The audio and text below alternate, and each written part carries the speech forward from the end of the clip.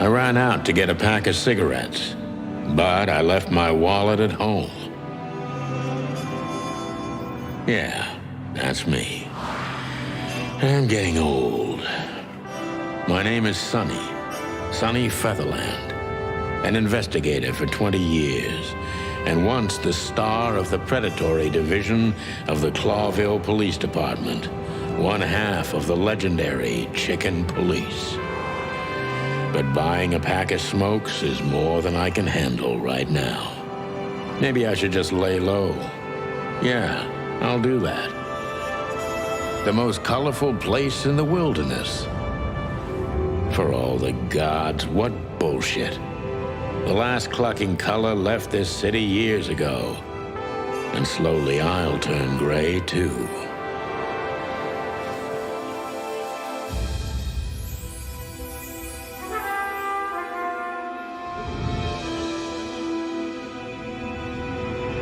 Still, what do I expect? We're living in a vast experiment, and don't even notice that everything got clucked up a long time ago. We believe in this wonderland of peaceful coexistence. Wolves and sheep, chickens and hounds. Yeah, sure, why not? It's just ridiculous. The dog eats the chicken. It's in our nature. I'm not propping up the illusion anymore. 121 days, and it's over. Retirement.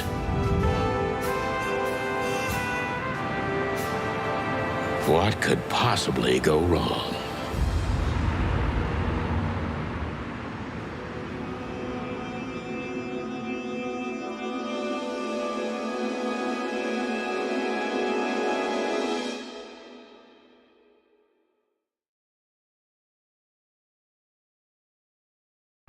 Ah, crap. My office lock is a piece of shit if a dame can pick it. She stood in the darkness. The light painted stripes on her body. It whispered secret little things that were never there in the first place. But she was no zebra. Reality was just a light switch away. Elizabeth or Charlotte? I was sure she'd have a sophisticated-sounding name. She had a bygone look in her eyes, older than this ancient building, and perhaps the whole city itself. Or maybe I'm just drunk. But she was the first womanly thing in my place for a long time, so I had to give her a chance.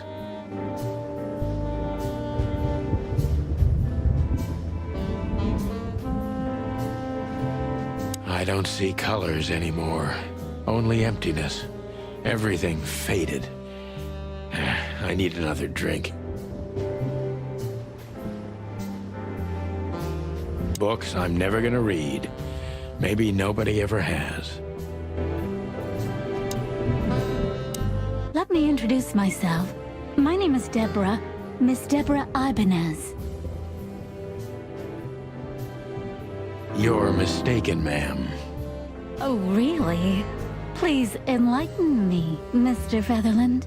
I'm not a private eye. I'd recommend Mr. Philmar Lowe instead of me. He's a nice guy. Believe me, Mr. Featherland, it's not an accident I came to you. Look, miss, I work for the police, and I'm currently on leave. I couldn't accept private commissions even if I wanted to. Not even from a classy dame like you. Am I that easy to read? That's my job. But tell me, since you've invited yourself in, would you like a drink? I don't usually drink. Well, I've gotta have one, and it'd be rude of me to drink alone. So, maybe some sherry? If you insist. But bourbon, please. Huh. Thank the wild ones. That's all I have. What a coincidence. So come on, spill it from the beginning.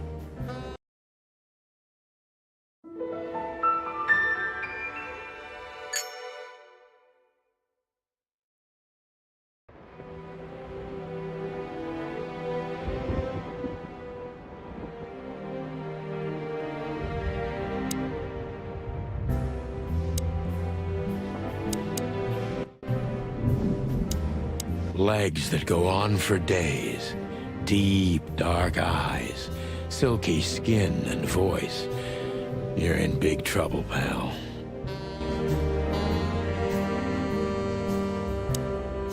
That's better. Now, if I understand correctly, your mistress is receiving threats. What kind of threats, exactly? It's a very strange matter. First, there were letters. Then it came printed on a wine bottle's label, sent as a gift. Then carved into a brick, thrown through the window. And finally, they painted it on the wall of the house in giant red letters. I think it's time to dig a little deeper. If you don't mind, I'd like to ask you some routine questions. Please, that's why I'm here.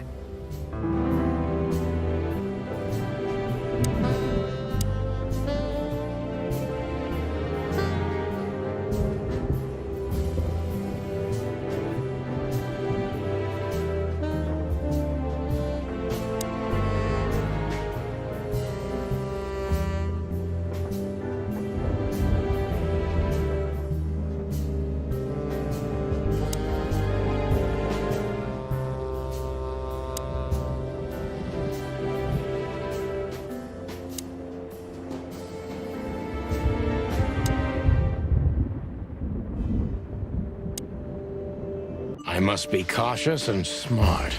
This dame seems shy, which I can use to my advantage. But I must be careful about what I say to her, or I could scare her off. Let's start gently, and when the time comes, we can go in hard.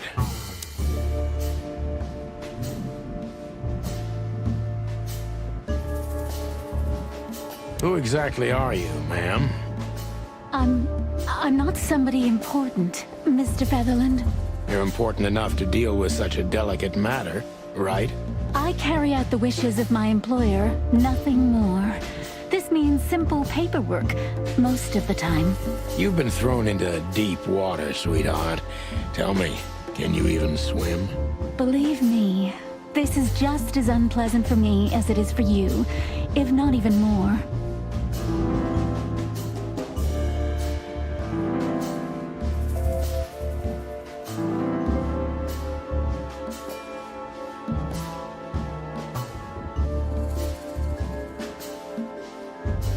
You're not very confident.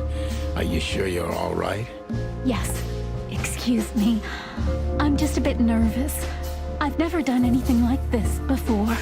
Breaking into the apartments of strangers isn't that big a deal. Some people do it as a hobby.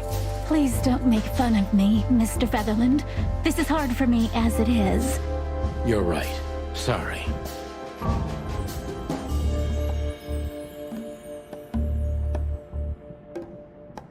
Tell me, what's your star sign, sweetheart? My what? My star sign? I don't see how that's relevant. I like to be unpredictable sometimes. It's an old detective thing. Just answer the question, please. You'll understand everything in time. All right. The dancer. The answer is the dancer. The dancer? I see. Thank you. This could be useful later on. If you say so.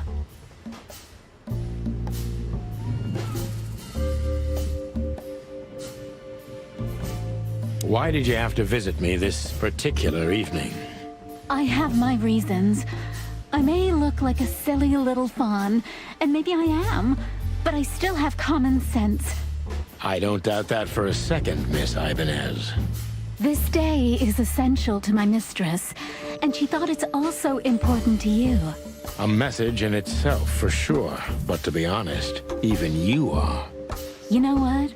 I'll just take that as a compliment, even if it wasn't meant as such.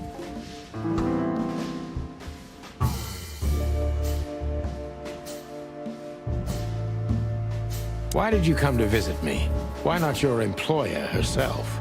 My employer is Miss Natasha Katsenko. She hasn't been leaving her home lately, only if she really has to.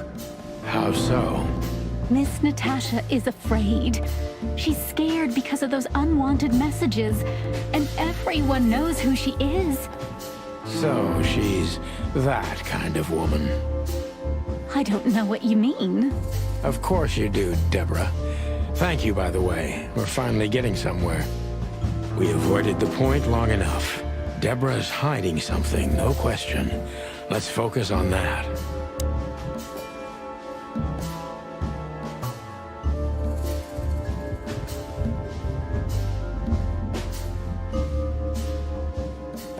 What exactly did you expect by coming here to meet me?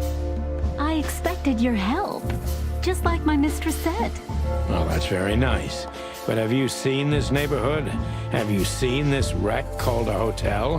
Who were you hoping to find in a place like this? Someone reliable. Well, I am reliable. And discreet. That's right. And thorough.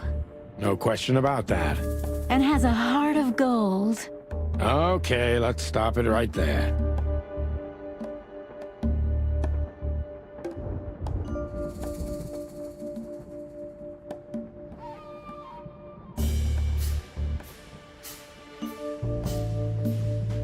Are you in some sort of jam? Nothing of the sort. There are simply things better left unsaid. Then you're wasting... I trust your instinct. Yeah. To be honest, no.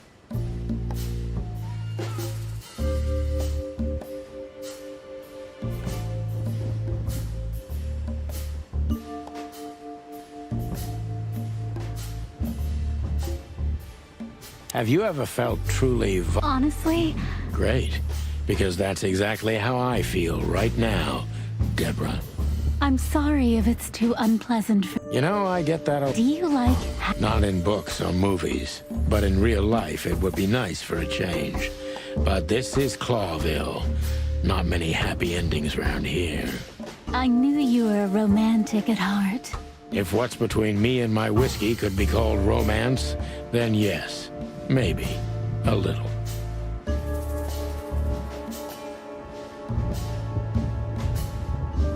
Tell me, Deborah, why should I believe you at all? Because my mistress trusts you. Should that be enough? If you really like what she thinks you are, then yes. Damn, what can I say to that? Look, I didn't mean to back you up against the wall. You have a way with words, sweetheart. Did you ever want to be a cop? No, not for the world. Heh, smart answer. Be honest and tell me what you're so afraid of. You know, Mr. Featherland, my mistress's partner is Hobart Wessler. Or as most people know him... Ibn Wessler, the Kingpin. Exactly. Feathery gods, help me. So you get it now. The secrecy. To put it mildly, I think I understand it all. Wessler. This little piece of the puzzle changes everything.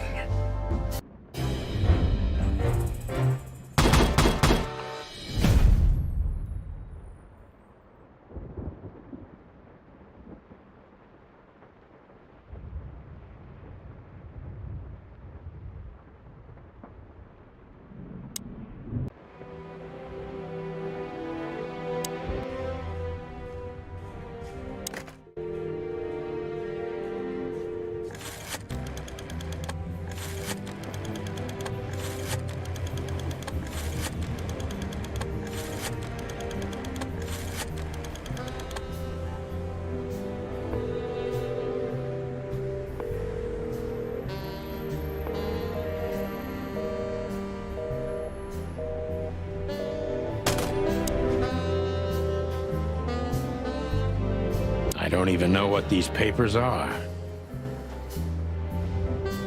Every whiskey has the same color nowadays, at least in this price range.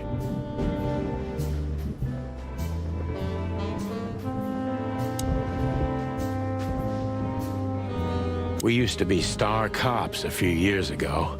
Tabloid press, radio interviews, and even a book series. I don't miss those days. Of course, Marty, my old partner, would disagree. He just loved the spotlight.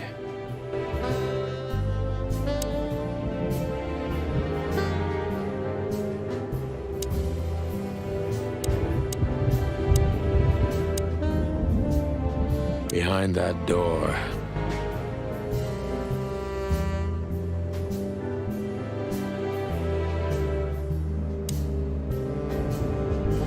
My wallet and my badge. The wallet is real. The badge ain't. Chief Bloodboil took mine, so I got this one out of a pack of cornflakes, just in case. She doesn't seem so dangerous that I need to grab my gun, but you never know. My last cigarette. You're lucky I don't have a light, pal.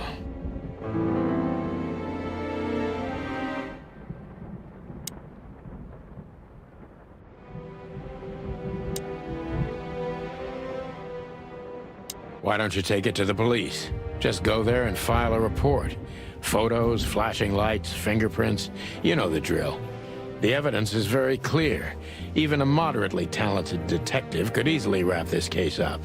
Or just try the phone. 555-111. Please, take a look at this. Well, okay. Let's see.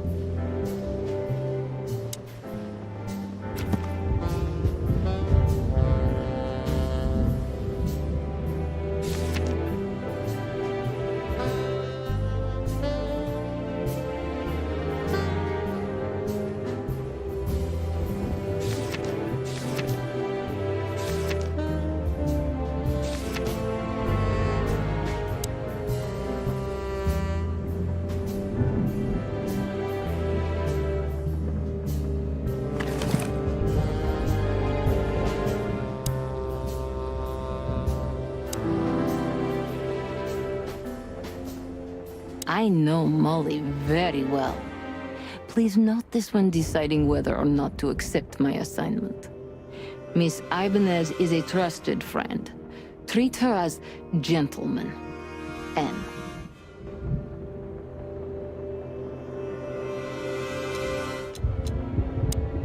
I felt like I'd been hit on the back of my head with a blackjack.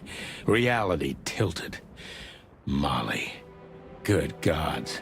What was her name doing there? I glanced at the opposite wall, with the well-worn picture frames. Like an eternally dark hole in the wall. A missing piece. She was wearing a light silk dress and singing a lullaby. The waves caressing her beautiful long legs. Why Molly? Why now? Mr. Featherland? What the hell is this supposed to mean? I don't know anything, Mr. Santino. My mistress told me to give this to you. She said you'd understand. Don't you? Oh, of course I understand, Miss Ibanez. I get it very well. But this case is becoming more and more confusing. It's starting to look like blackmail. Blackmail? Don't play innocent with me. But... All right. When can I visit? Visit? Me? Not you. Miss Katsenko. Oh, yes. You can find her at the Tsar Club. Didn't you tell me she's not the social kind? That she's especially unsociable? Or does she only like loud and crowded clubs? No, she's really not like that. But she owns the place. Judging by the flyer, it must be a very busy club, especially on New Year's Eve, right? I'm sure you'll have no trouble finding Miss Katsenko, but there's one small problem, Mr. Featherland. Let me guess. Mr. Wessler better not know about my visit. Exactly. How did you know? 20 years experience, ma'am. Oh, and please, call me Sonny. It was a pleasure to meet you, Sonny. I'll talk about the rest with Ms. Katsenko in person. A good friend of mine would be happy to take you home if you'd like. I'd appreciate that, Sonny.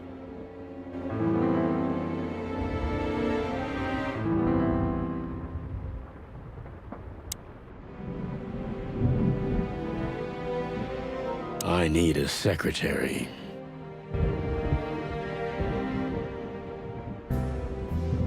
Maybe I'm just old. And while I'm clucking about nothing ever changing, everything changes. You've gone out of style, old bird. Accept it and move on.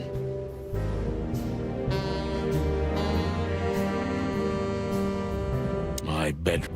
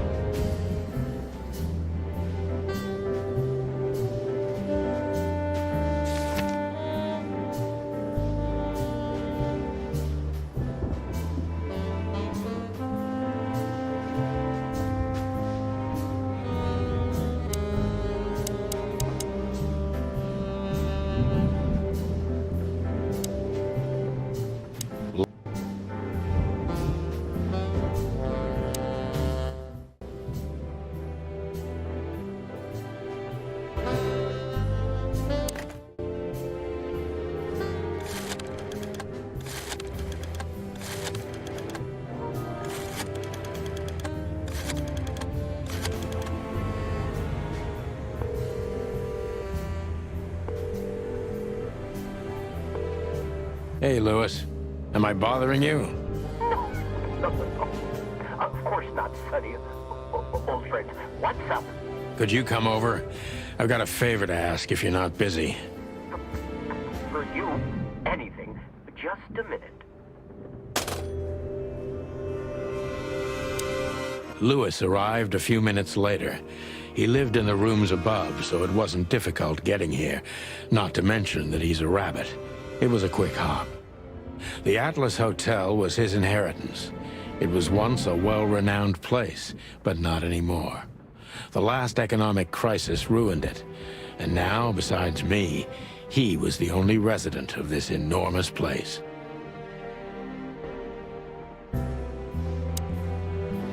Thanks for being so quick, Lewis. Can you drive Miss Ibanez home? I have some things to take care of. Of course, Sonny. You know, anything for you. Thank you for being so considerate, Sonny. I appreciate it. Don't mention it. Goodbye, then. So long, Deborah. Before I visit the club, I have to take a detour. I've got a feeling that this case isn't going to be a one-man job. And there's only one bird in this city I can trust. My ex-partner, Marty. He's going to be at the station. I can only hope he'll be willing to talk to me.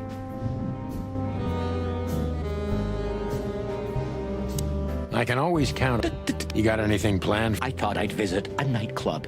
It's New Year's Eve, after all. Well, I didn't mean to hold you. I'll ask. That's true.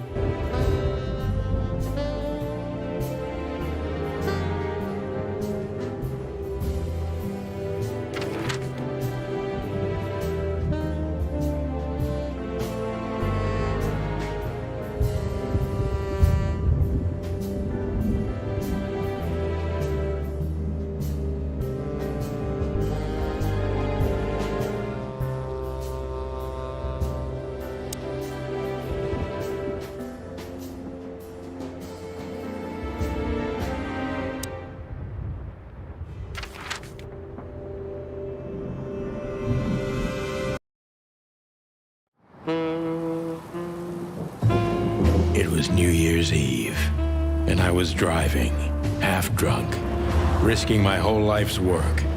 But still, it didn't feel any different. Every day was the same. And the 121 days I had left till my retirement seemed like an eternity. When I look out the window of the hotel room I call home, I see the same thing every day. A woman in a red nightgown dances slowly in circles to smooth music. The 9 o'clock show, with a glass of cheap bourbon and the red gown with the silent music. In the meantime, the proud city of Clawville is slowly eating itself alive. And we're still here, with nothing left to lose but our sanity, while others, the smart ones, had already gone. Molly. Does her name really upset me this much? All those years of solitude, and I still jump without question every time I hear it. And then there's Marty, my ex-partner, who hates me. But I know I have to speak with him, no matter what. Why do I feel like the past is watching me on this goddamn night?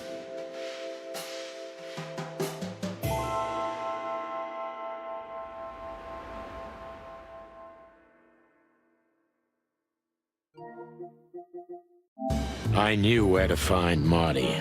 At the station, we'd always draw straws about holiday duty. Marty never joined in. He always took the New Year's Eve shift, even though he had someone to go home to. I understood. 10 years ago, we survived the night the press called the Bloody New Year. Forgotten by Clawville, but not by us.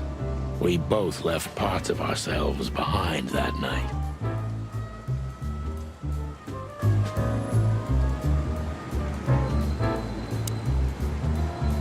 Phyllis and Roy's.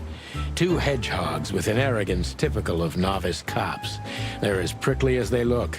Officious little shitheads, but harmless. Well, look at that. Hey, Sonny, what you scratching at over here? I heard the big boss threw you out. Tough luck, boys. I may not be on duty, but I'm still a cop, just like you. Well, more than you. Hey, you don't have to be so peckish, old bird. By the way, you're on luck. Blood Boil's not in tonight. Malloy is in charge. Oh, God. That clumsy buffalo is here tonight. If he doesn't end up in a cell again, he's lucky. You got it. You looking for Marty, eh? I see you're still the brains around here, Phyllis. Yeah, I'm looking for Marty. Birds of a feather flock together. I see you're still the funny guy around here. You'll find the giant feather duster at the shooting range. As always. Hey, Royce. I'm telling you this because maybe you'll be able to understand. If this prickly shithead makes another racist remark, I'll strangle him with his own raincoat. I'd love to see that. Hey, whose side are you on, you jerk? Back in the day, I used to patrol the city's streets in one of these. I don't miss it, but it used to have its advantages.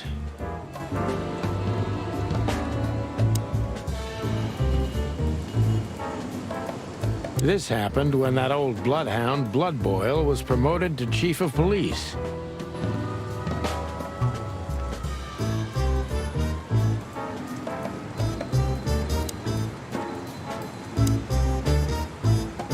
Every time this poster disappears, good old Blood Boil puts it right back, immediately. I tore it down at least 3 times already. Actually, it's a kind of passive-aggressive game for us with the chief.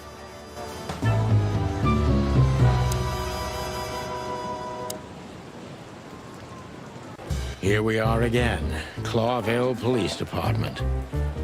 I've never been good at history, but if I'm not mistaken, this place has been a church, a hospital, and even some insane cult's secret hideout over the years.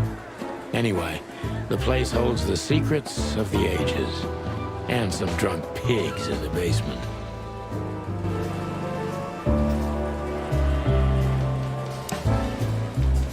Mort Mardigan, a notorious deadbeat. Poor guy's been blind since his teenage years, but that doesn't stop him from running into trouble. What the cluck did he do this time? One of Blood Boil's favorites, mainly because he's a dog, of course. Detective Chow Hound Bosco. He thinks he's a real alpha, but nah, he's just a lapdog. Honor, strength, unity. For the love of the wild gods, I'm gonna be sick.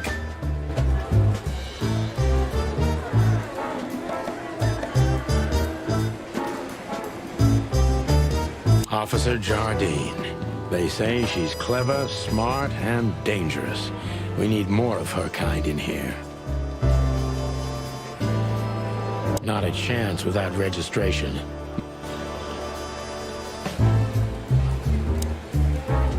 Monica Rosen. Receptionist in theory, but in reality, she's doing literally everything around here.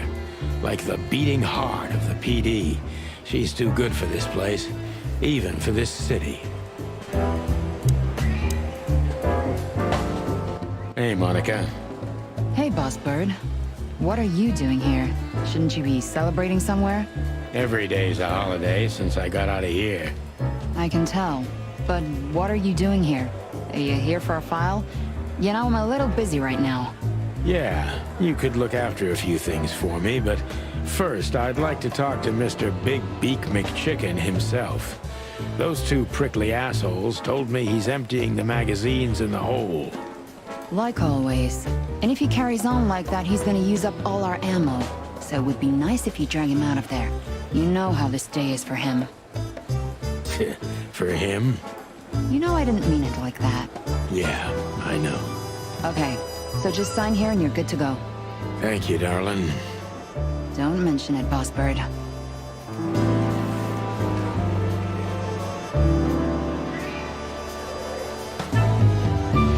Marty drinks this shit. I've never tried it, but I'm pretty sure it's gross and probably toxic.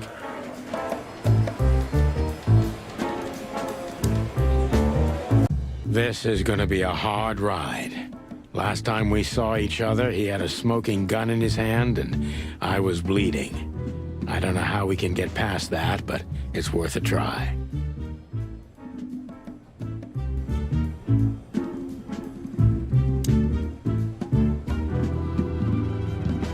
Long thighs and a big gun. That's Marty's idea of a perfect woman. Can't blame him for it.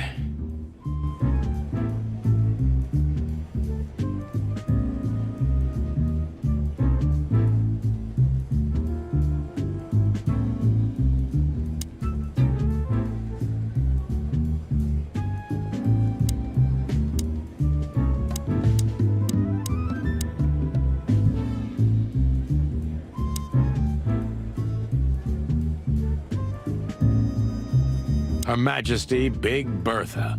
Or rather, Big Bertha 2, because there was one before her, a sawed-off little broad, but we lost her in a swamp. Marty cried for a week. But once he saw this giant lady here, the balance of the universe was restored. I believe this piece is forbidden. Cops can't use it, but this is Marty's personal collection, so it doesn't matter. At least nobody has ever complained.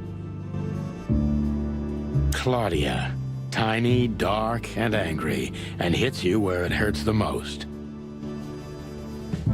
I know her well. Marty calls her Susie, and I have to say, this little she-devil pulled us out of many tough situations over the years.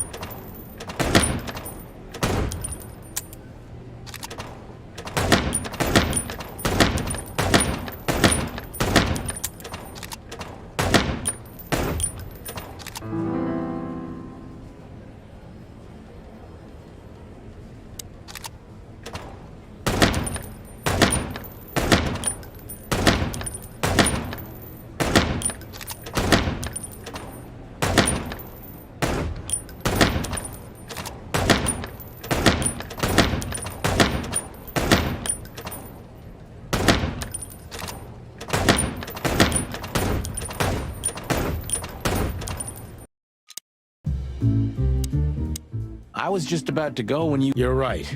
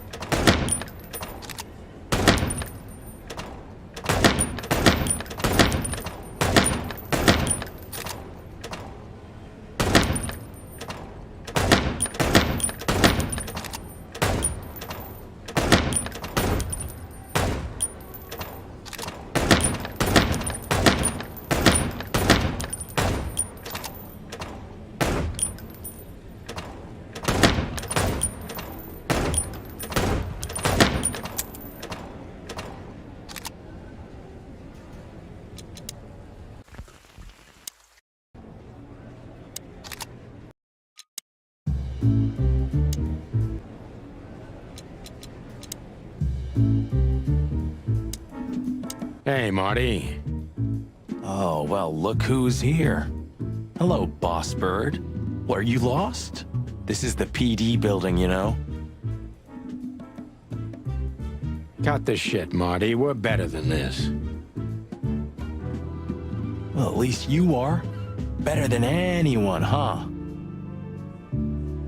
Marty, come on, let's forget that. What's past is past. Easy for you to say, Sonny. Damn it, Marty, you shot me, remember? I almost bled to death. Hell yeah, I remember. Unfortunately, my aim wasn't good enough.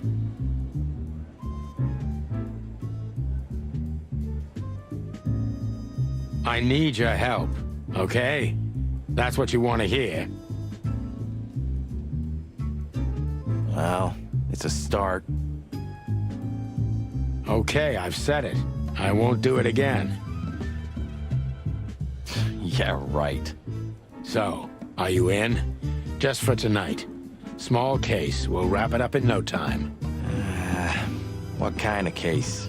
A personal one. How personal? Very. The kind of case where if you come with me right now, you're not on duty anymore. Ooh, damn, Sonny, stop it right there. I'm in. That's it? Do you know how boring life is here without your stupid, reckless shit? Soon enough, I'll shoot all the ammo in here out of boredom. Right, so... I'll tell you in the car. Ooh, can I bring... Ah, for the love of... Marty, this is a routine case. You can't bring your shotgun, okay? Bertha stays. Okay. That's what I want to hear.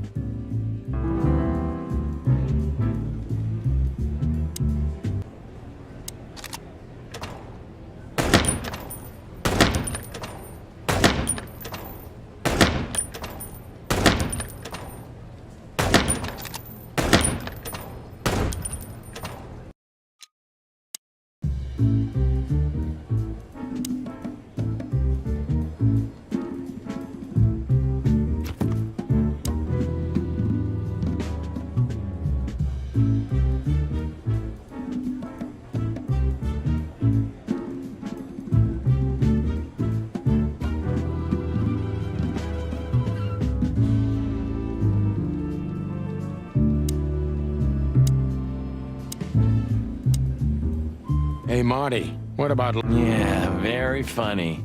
We're good, by the way. Mostly. As good as we can be after all these years. Glad to hear it. She asks a lot about you. Really? Yeah.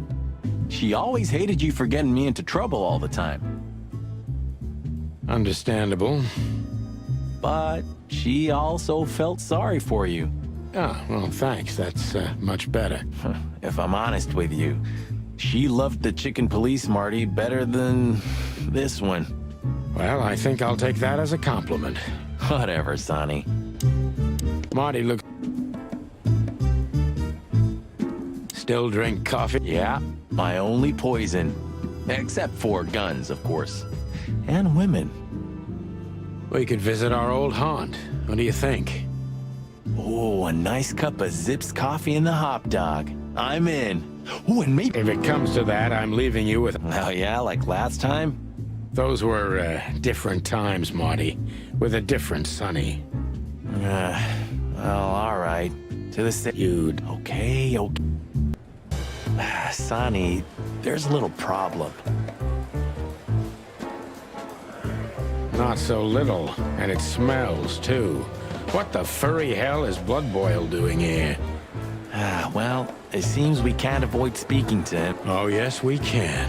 You have your rifle with you, right? What?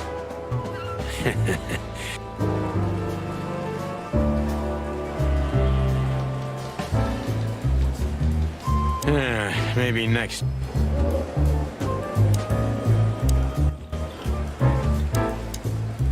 Honestly, I have a really bad feeling about this. What a surprise. The two pigeons back together. And without my permission, of course. Chief Blood Boil. Damn. What was that, Santino? Nothing, sir. What a lovely evening. Am I right? I don't want to hear your crowing, Santino. What the hell are you doing here? What a surprise. The two... Chief... Damn. What was that, Santino? Nothing. I don't want to hear your crowing, Santino. Hey, careful with the racist barking, old hound. Oh, it's getting hot in here. Can we just skip this part? It's New Year's after all. And you're on duty, if I'm not mistaken, Martin. Where do you think you're going? That's it, boss. To serve and protect. Sonny was in the neighborhood and stopped by to say hi. He's a cop too, right? Only on paper, and you know that very well, Detective. I don't want any trouble, boss. I just wanted to say hi to Monica, and then this feather pillow showed up. I invited him to grab a quick coffee. You can allow him that much, can't you? Your coffee breaks usually end up in shooting or brawling, chickens.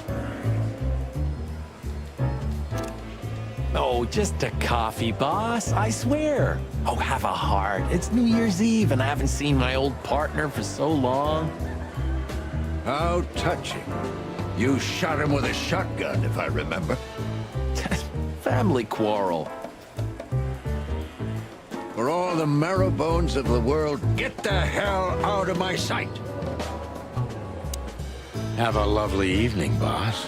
You especially. Fuck off right now, Santino.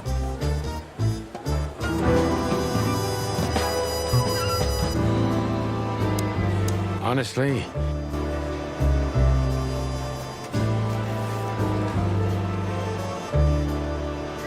we can't avoid speaking with the chief. We're leaving, sweetheart. Stay safe, boys. I'm glad to see you two together again. I'm afraid you're alone with that. Hey, don't make me change my mind. You won't, Marty. I bet you can't wait to get mixed up in some serious trouble again. Yep, that's true. I'm serious, boys. Be careful out there. We're big birds. Okay, but take care of each other, too. Will do, Monica. Yes, ma'am.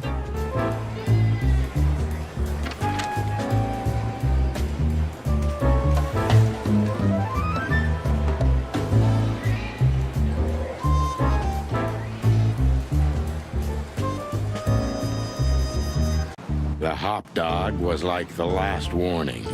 You can still turn back. My eyes lingered on the sign.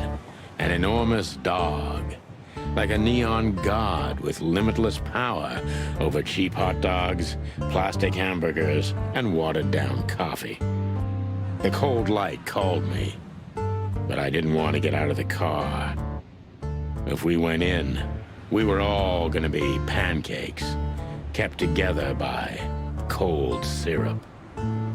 Marty's worried look shook me out of my reverie. Oh, cluck. Was I talking to myself again? Look at the poor bastard. He's looking okay, Marty. Remember what we saw when we worked at the Hive. Wild ones. Don't even remind me. Trying to forget that shit every day. It's been even worse since. I guess you heard about the riots. Who hasn't? You know, people are afraid that the Great Fire will happen again, and those hive houses are pretty flammable. I don't speak of the devil, Marty. But to be honest, I have no idea how this insect matter can be solved. I do. We just open the ghettos and let the insects live among us like they did for centuries. Your heart is pure gold, buddy. But you know it's not that easy. Clawville isn't what it used to be.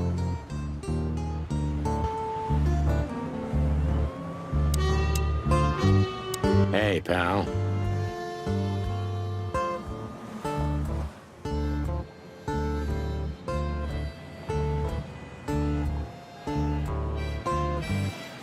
Can you hear me?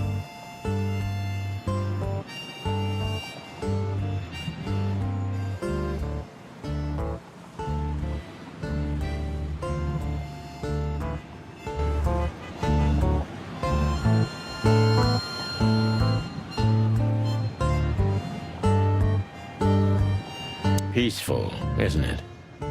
Because the whole town's probably drunk by now. Maybe that's the only way it can bear itself. Doesn't it remind you of someone? Shut up, Marty.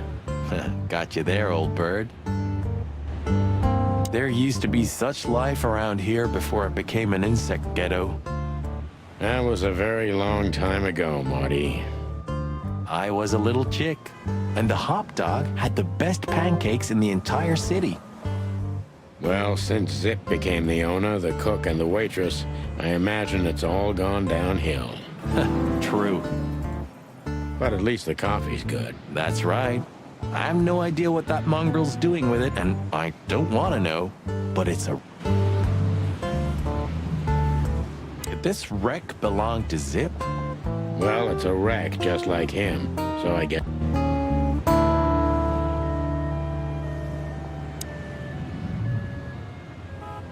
Of all that's furry. Is this still a thing? The situation's getting even worse, Marty. Have you heard how the young mothers of the Cobbler District are forced to make a living? I have no idea what goes on in the hive, Sonny. I don't think I want to know. But you're still gonna tell me, right? Prostitution is the lesser evil. What's worse is that some folks have to sell their kids when they're still larvae. Wait, what? Why? They pay a hefty sum for each of them downtown. They sell them as gourmet food in the most expensive restaurants. Oh, I'm gonna be sick. We made this city, Marty. Clawville didn't do this to itself. Don't ever forget that.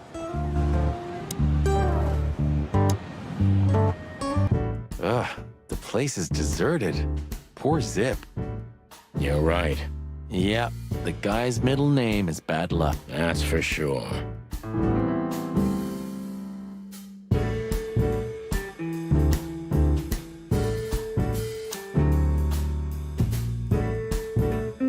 What insight? Well, that's a good question, pal.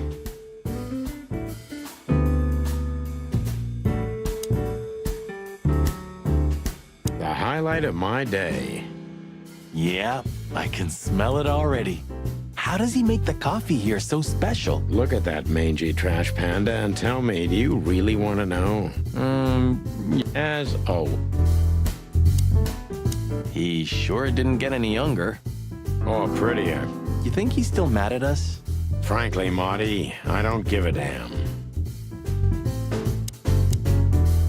Hello, boys.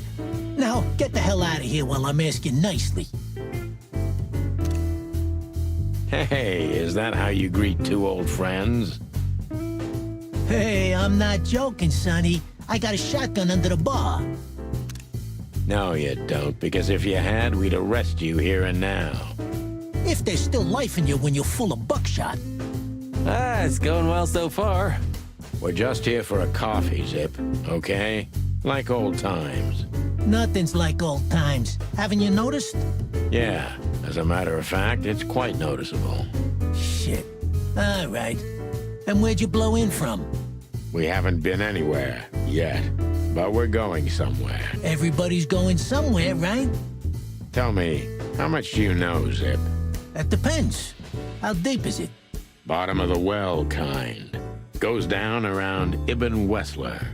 Holy hell! Wessler? You've dipped your wings in deep shit, boys. If you've got anything on him, don't keep it to yourself. We'd be grateful.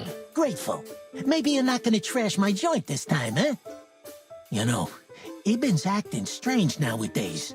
He always believed that if you want something done, you do it yourself. That's how it was for years, anyway. And? But now, he left his real estate, the fish racing clubs, the casinos, and the bars to his right-hand man, Mongrel Mick. And ever since, he's been kinda weird. Bottomed out, brooding in the seediest joints of the city. Nobody ever knew him to be like this. Weird, huh? Yeah, weird. Do you think it's about a lady? It's always about a lady. Well, there is a woman, I knew it. but not like you think. Is this gonna cost much? Only a favor, like the good old days. Okay, I'm in.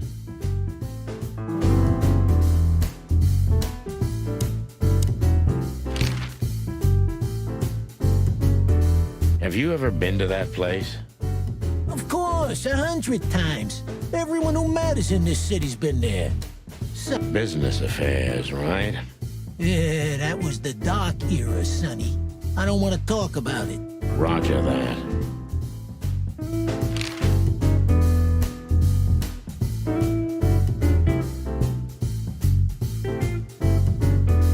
So, about that woman. Is she really that dangerous? What woman isn't, huh?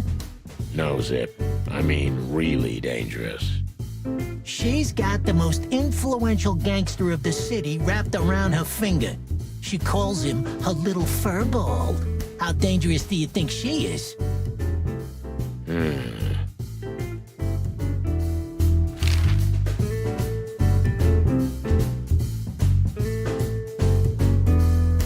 You didn't get any younger, pal. You're telling me?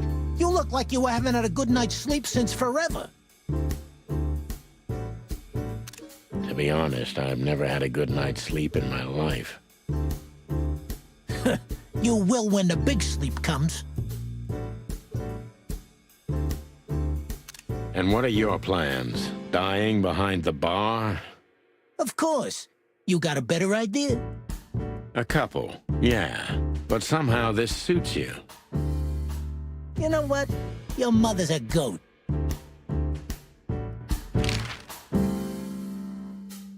I've gotta say, you've revamped the joint pretty well.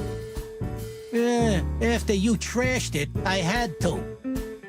Look, I'm sorry, Zip. That ocelot and his gorilla. Baboon, not gorilla. Whatever. Sonny, what's your beak? So you owe me one until about the end of time. But I'd settle for you washing up here for a few years after retirement, Sonny. Mind your tongue, furball.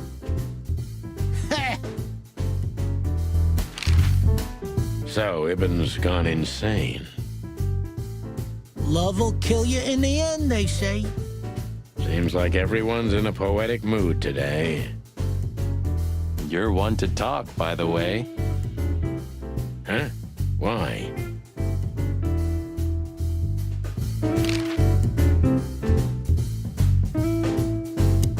That Natasha's a mysterious woman, a real cursed jewel, if you ask me. She came out of nowhere 2 or 3 years ago and landed on the stage of the Millions almost immediately. Is that so? Interesting. Yeah, she's got a fantastic voice, makes men go crazy. But we all know that's not what's important. Then suddenly, bam! She got the whole club, just like that. But we know exactly how it was. I can imagine, yeah. Since then, it operates under the name the Czar Club, right? The old click is still clicking, right? Yeah, the club was renamed and remodeled. Everyone knows she was Ibn's lover, but she's not your usual canary. She didn't get involved in Ibn's dirty dealings. Then how exactly does she fit into the picture? Check this. A few months ago, the old rat pulled out of his own businesses and gave control to Mongrel Mick and his mob. Mongrel Mick? Doesn't sound familiar. Mick the Marauder, ring a bell? Damn, that little monkey came this far? I think that little shit took advantage of Ibn not being himself. Which has something to do with this Natasha, right? That's my guess. Thanks for the straight dope, Zip. We owe you one. One? You owe me the price of a new coffee shop, remember? Okay, okay. I cluck and whip. Thanks, pal. Hey,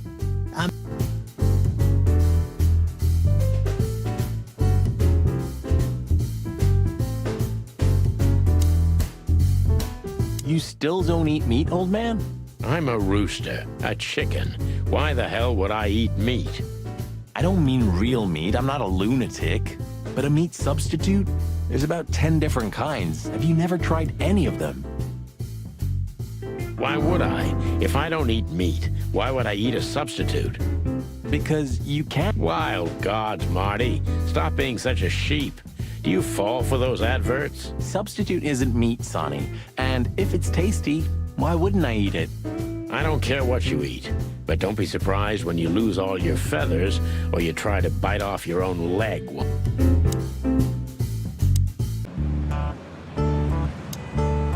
Is he deaf? I don't know. Maybe he just doesn't understand what I'm saying. Or he doesn't want to. That's also very likely. maybe he can't understand what we're saying. Or he just doesn't want to talk to us. Which I can understand, considering how most of the animals treat these poor bastards. Indifference is almost as harmful, Sonny. You think I'm indifferent about the insect issue? I didn't say that, boss. I'm not indifferent. I just think we've simply gone too far to even make it right. It's never too late to change, Sonny. I hope you're right.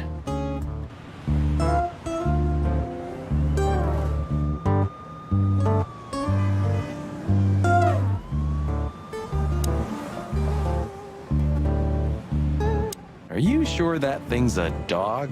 I always wondered.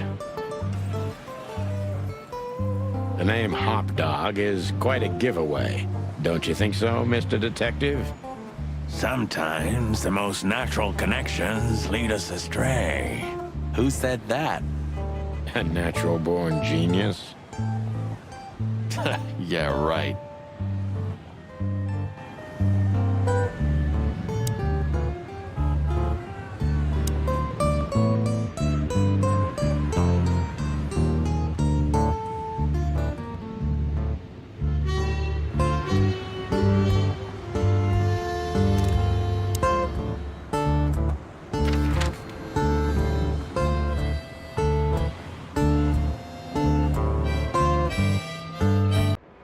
Yeesh, my condolences, pal.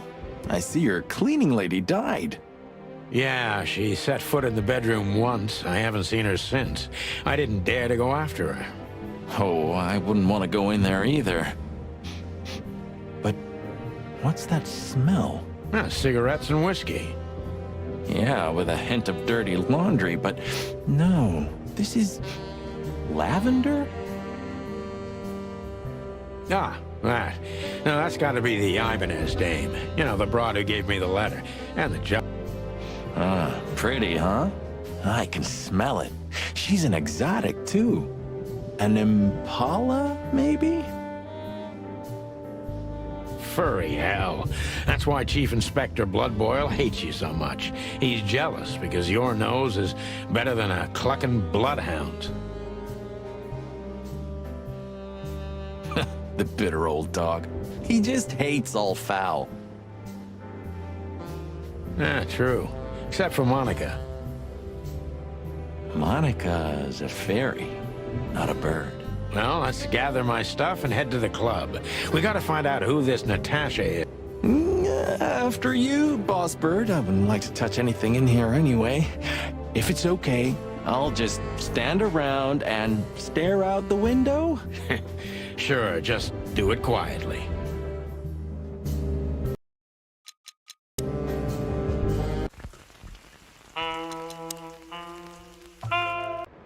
Yeesh.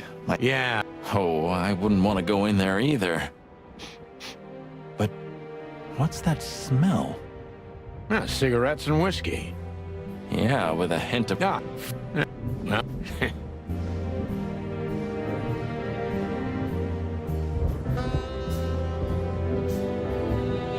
I wanted to travel the world when I was a kid, but I think I'm gonna end up dead in here, whether I like it or not.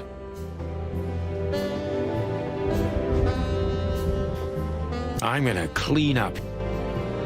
Have you started on your great novel yet? I've already started working on my will, but I realize I'd have to leave everything to you, so cluck that. Huh, pity. I've always wanted a chicken coop smelling like old socks and bourbon. You'll have to earn it first, Marty.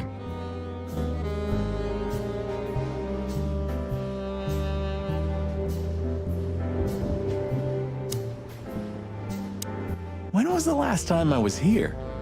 I don't know. Years ago. When Molly left. Whew, that was a wild night. Yeah. You know, Sonny, you can call me. Not just when you want to investigate some shady case from a shady dame and you need a big meat shield to cover your ass. Times have changed, Marty. And I don't call anyone. All right, Boss Bird. Whatever you say.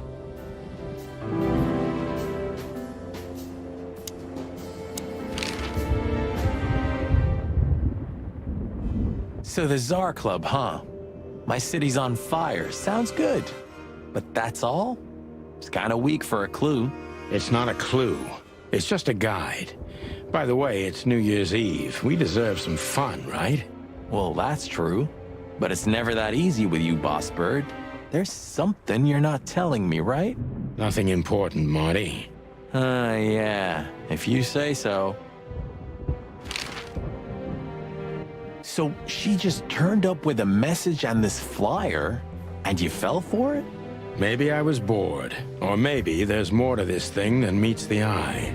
Yeah, there's always more. Maybe I just wanted to meet you for old time's sake. That's not funny. I've never had a good sense of humor. You know that better than anyone. That's for sure. Have you been there before? Never. You know, it's not my style. It's too fancy for me. I'm more like the smoky, smelly, ramshackle little joint type. Yeah, same here. But we're not gonna mingle like this, right? We're not searching for a tailor on New Year's Eve, okay? We'll go as we are. That'll be exciting. Let's just stay out of trouble, okay? What trouble? That's the spirit. Oh, hi, Mr. Sinclair. How are we? Sinclair is doing fine, thanks.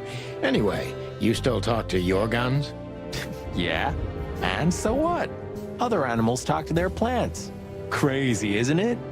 At least a gun has a soul, and it's useful. I can't believe you're allowed to walk around freely, Birdie. Oh, if you only knew what I'm packing right now. I don't want to know what's under your feathers, Marty.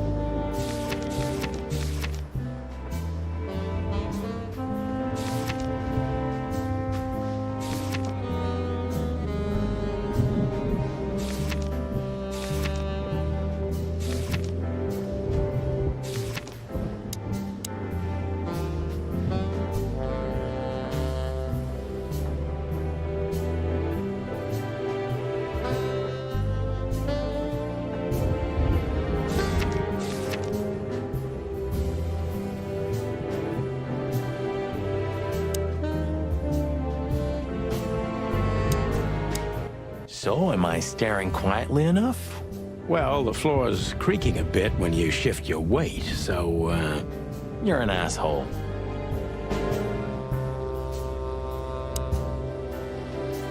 Huh. The old days. You know, I miss him sometimes. What, the hype?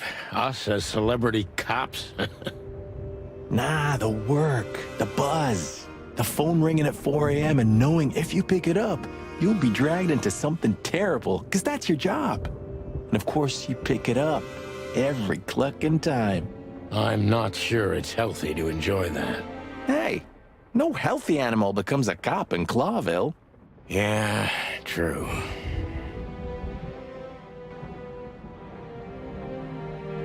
I didn't know you used to be a kindergarten teacher. But leather? It's history, so back off. I'm touched by the trust you have in me, Boss Bird. There are things better left undisturbed, okay? Yeah, got it. Ah, man, I can't imagine how you feel. The only good thing you ever had, huh? Shut up, Marty. Sure.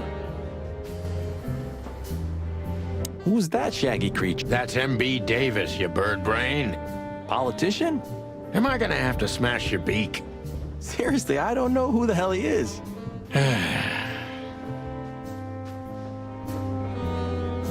So this is them. Yeah, the Wild Gentlemen. They were role models when I was a kid.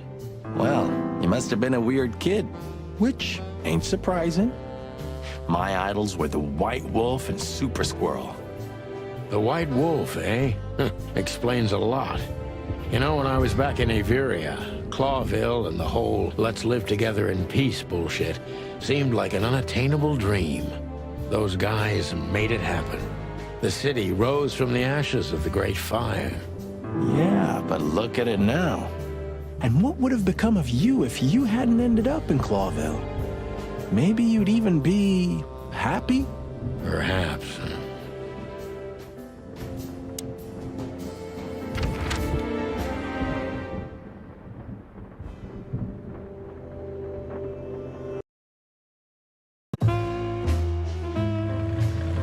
Midnight had passed, and the intoxicated madness kicked in. We could only crawl along Shalva District's main street toward downtown. The city's heart beat differently. Ancient buildings were defaced by neon signs and billboards, like half-drunk lovers on a fine leather sofa. Great old houses neighbored by garish modern blocks. A place that makes the head hurt. The Tsar's huge neon sign was visible for miles. A blazing red sign advertised tonight's main attraction, the amazing Natasha. Cops were never welcomed at places like this. I hoped we were too late for the show. We had to be inconspicuous, but it was never easy with this bird mountain by my side.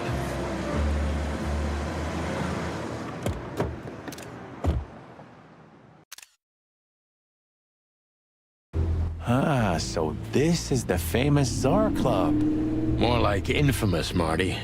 It's not for our kind, that's for sure. And I don't mean that they don't like foul here.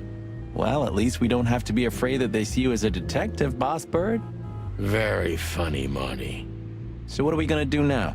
We find Natasha, the broad who sent me the message, remember? But first, we need to get into the club. And Marty, please, don't monkey this up. Excuse me? On behalf of the well-respected and noble primate community of Clawville? Cut the crap, Marty. Let's focus on what we're here for, okay? As you say, Boss Bird.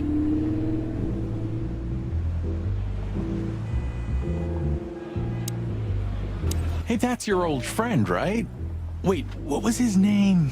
Lawrence? Lamar? No, Liam. Lewis. Yes, it's... To be honest, Sonny, I always thought... Nobody's perfectly sane in Clawville, Marty. But if not for this old rabbit, I wouldn't be here today. I'll never forget. Should I? Or kill him for... You're reading my mind? That fella's built... Wanna bet? Not... It's okay. What was that? Nothing. Just... Did you bring... God. Was that a rhetorical... Honestly, I think these types of women only see faceless tuxedos, cufflinks, and wallets. And in the mirror, they're just brooches, necklaces, and earrings. Don't be so radical, Marty. They're women. They live by different rules. That was kinda deep. It's not. Just bullshit. There's more where that came from. Ooh, teach me, Master. When you're old and wise like me, you'll realize none of it is worth a damn thing. Wait, that was deep again, right? Maybe it was, Marty. Maybe it was. Amazing.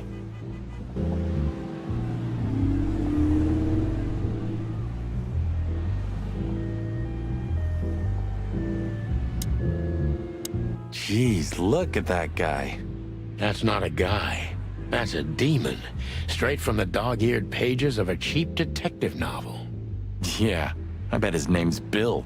Nah, he's definitely a Bob. $5 for Bill? Okay, I'm in. Howdy, pal. Gentlemen, how can I help you on this wonderful, chilly night? We're expected in the VIP lounge. My apologies, but I don't remember ever seeing you gentlemen here before. May I ask? Stop right there, big guy. I get it. Yeah, I know exactly how this works. So what do you have to do to get in? Nothing's easier, sir. Are you on the list? The list? Yeah,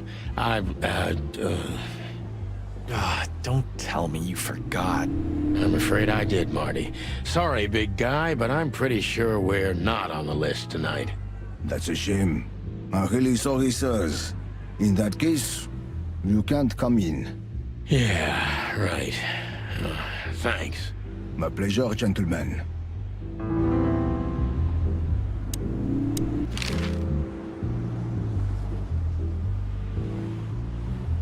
What can you tell me about the first lady of the place, big guy? You mean Miss Natasha Katsenko, sir? You're right on point, pal.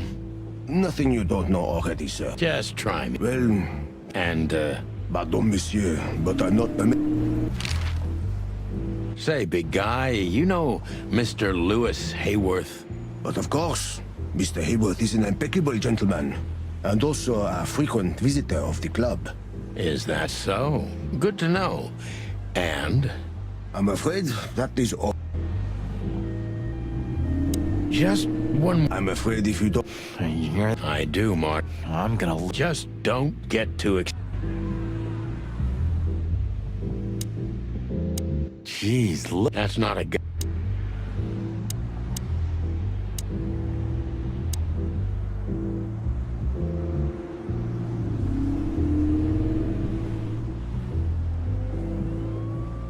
Yes, gentlemen. Hey, big guy, My name is Archibald, sir.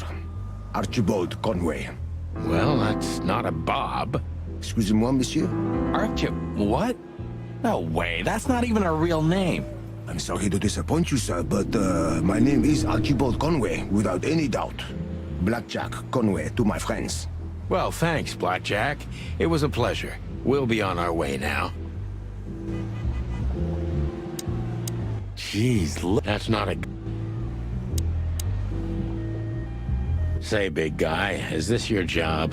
To stand in front of the club and keep out decent fellows like us all night?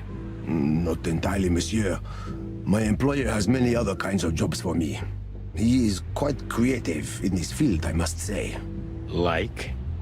Like what? Exactly. Sorry, monsieur. I'm not, Permitted to say anything more about the matter. Regulations, yeah, I know. This bullshit just gave me a headache. so sorry to hear that. Look, I really don't want any trouble. It is even more Listen here, you cow. Of course, I know who you are, sir. I read the news and more, and I must admit it's an honor to meet you in person, Mr. Santino Featherland and Mr. Marty Machikin. The Bell of the Pantheress is one of my favorite books. Oh my God, not the books again. So it would be terribly inconvenient for me if I had to use force on you, gentlemen. What did you do? Relax, Marty. This... Thank you for understanding. No problem, Shakespeare.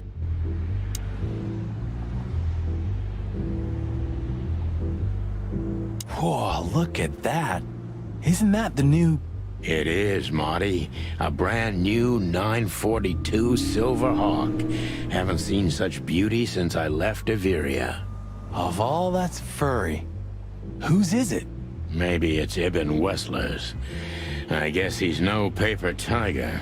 Yeah, he sounds like a fellow who drives around in one of these. Lucky. Sonny, my dear friend. Hi, Lewis. This is my partner, but I'm sure you already know. You have no idea how happy I am to meet you, Mr. Marty. I'm a big admirer of your work. Pleasure's all mine, Lawrence. Lawrence? Anyways, so... Don't ruffle my feathers, Lewis. Those days are long gone. We're just here for the entertainment. Or something like that. I see. Well, that's a... See you inside?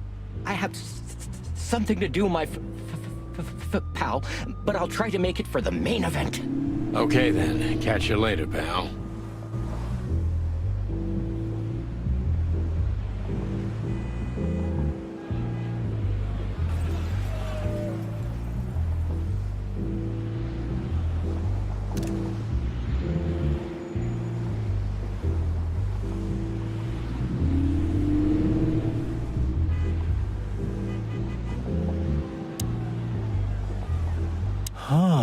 I like this. Why is that? I don't know. 'Cause it's moving, I guess. You're a simple bird, aren't you? Yes, I am.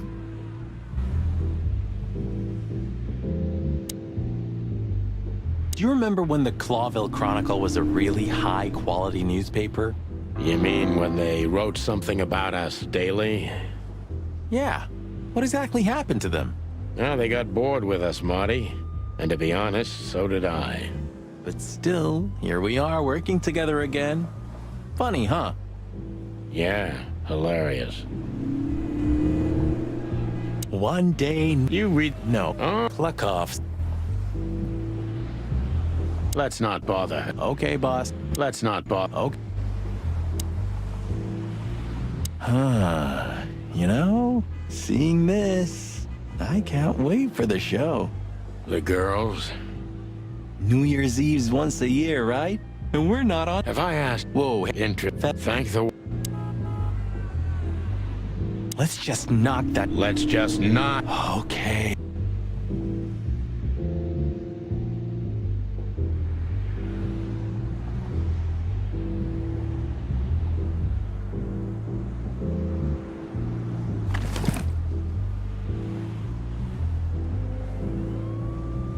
Molly. My ex...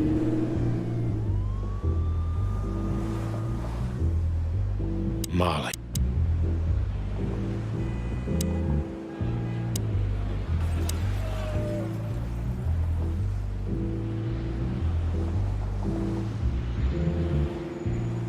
What can you tell me? You're... Gee. Let's just... Let...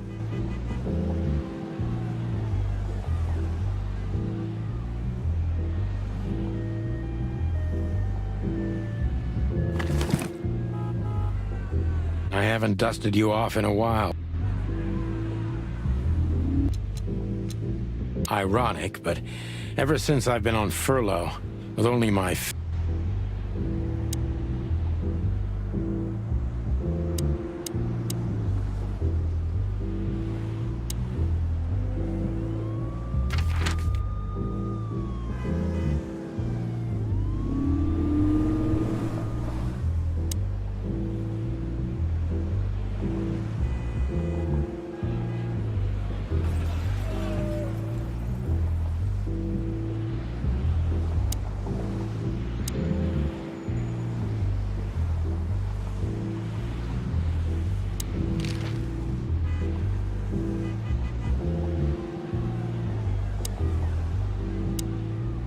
Look, Lewis, that bouncer over there.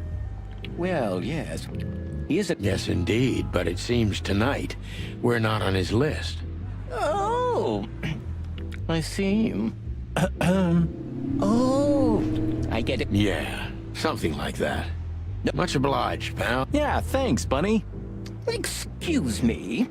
Ah, jeez, what the hell's wrong with you, Marty? What? Did I say something wrong?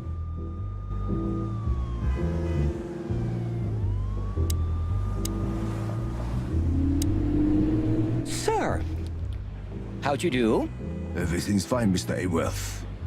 Good. Look, this noble pair of pigeons are my friends. They're on the list, okay? L'archelamonde, sir. And as for you, you owe me one, gentlemen. Thanks, old pal. It was my pleasure to help you.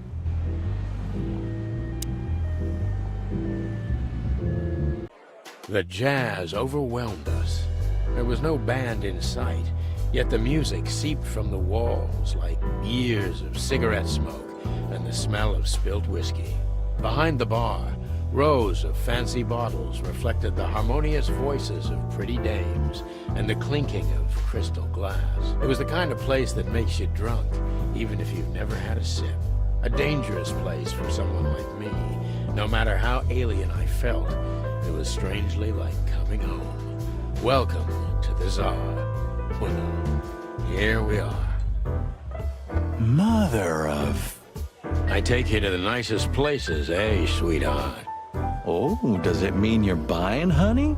Don't even think about it. Ah, men these days. So, we're here to find a dame called Natasha. I have a hunch she won't be hard to find. Let's mingle and try to avoid suspicion. Just like always. No, Marty, not like always. This time it's for real.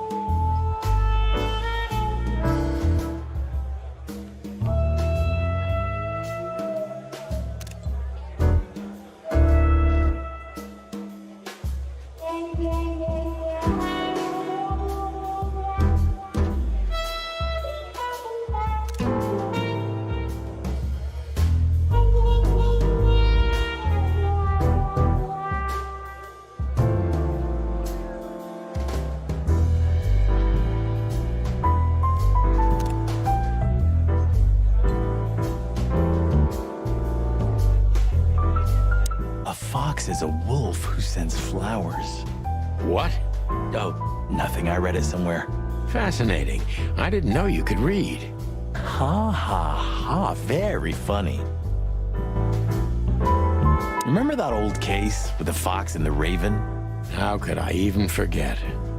Absurd, right? All that bloodshed for a piece of cheese. Yeah, hunger can bring out the monster in animals, right? And the wildest and most primordial instincts, no matter how civilized they seem. As you say, Marty.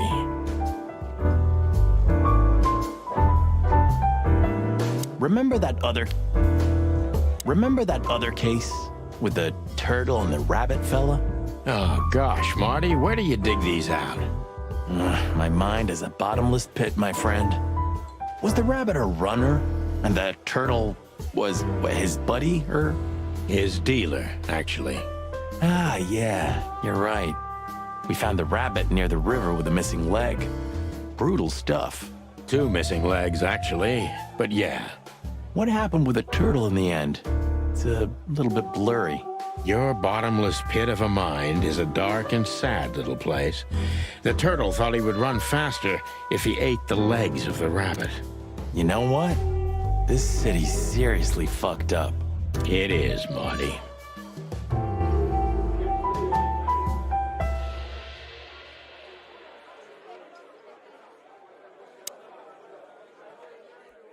I was hoping to have missed the main event.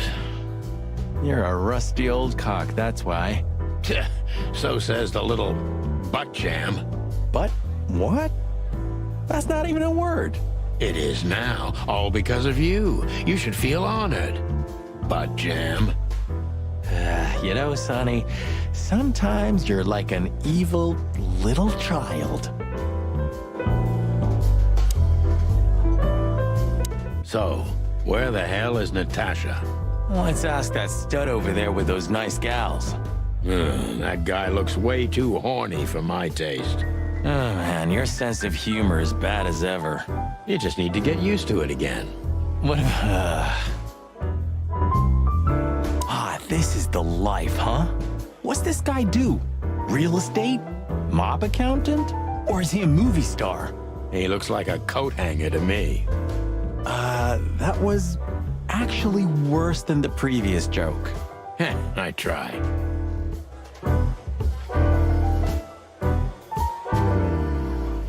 She has pretty long legs. I mean, pretty and long legs for a squirrel, but I don't want to be prejudiced. We're not here to stare at pretty squirrels. We're here to investigate, remember?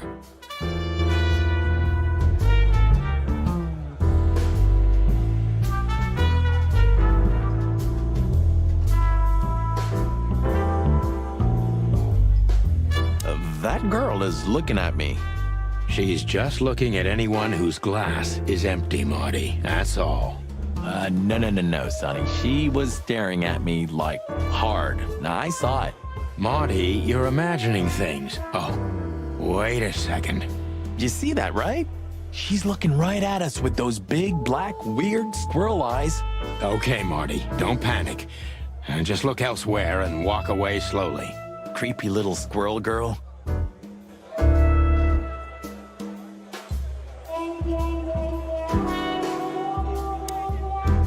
A man's best friend. That's not a dog, Sonny. That's a horse. He just has a very weird mane. I didn't mean him, Marty. I meant the bar. Oh, I see, right. Yeah, because that totally makes sense. 2 whiskeys, kid, and no horsing around. I've never heard that one before. Sonny, you gotta drive, you know? Yeah, you're right, Marty. Hey, Longface, give me a glass of tap water, too, okay? Yes, sir. Coming right up. That wasn't exactly what I meant. As I recall, you're always bragging about hiding your shotgun in your coat so well, no one can see it. Sure. Maybe I have it with me now. What? Well, do you see that bottle, Marty? That's a 28-year-old Golden Eagle whiskey. Of all the furry gods, you're right. And they've just left it on the bar. Someone ordered it, got so drunk he forgot all about it. So we're confiscating it as evidence. Yeah, well, more like stealing it. But if it's easier for you. You're twisted, pal. But to be honest, I've no objections.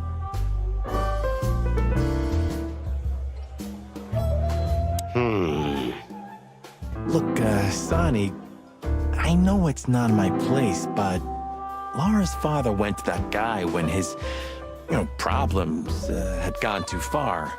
You're treading on thin ice, Marty. No, Look, fellas at the station are talking, you know? All kinds of things. Moses, Plato, Bosco, and the others. Talking, eh? About what? About why Blood Boil took my badge? About what an untrustworthy alcoholic wreck I am? Look, I'm sorry, it doesn't matter. Good, and let it stay that way. At least we're cracking this one together, yeah?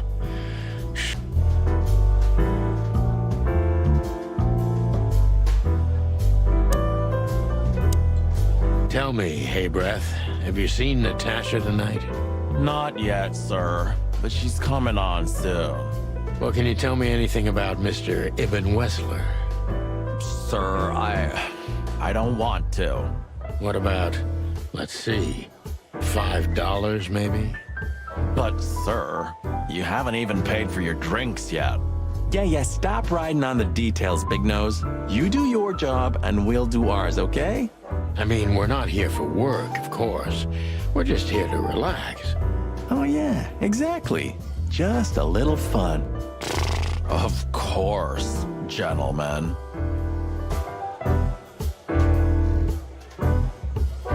Gentlemen, your drinks. Yeah, sorry, but we have to run. Thanks anyway, Bojack. Ugh, my name is not Bojack. I'd tip you, pal, but I don't have any change, so... Sure, sir. The Tsar welcomes you back anytime. Sounds good, Bojack.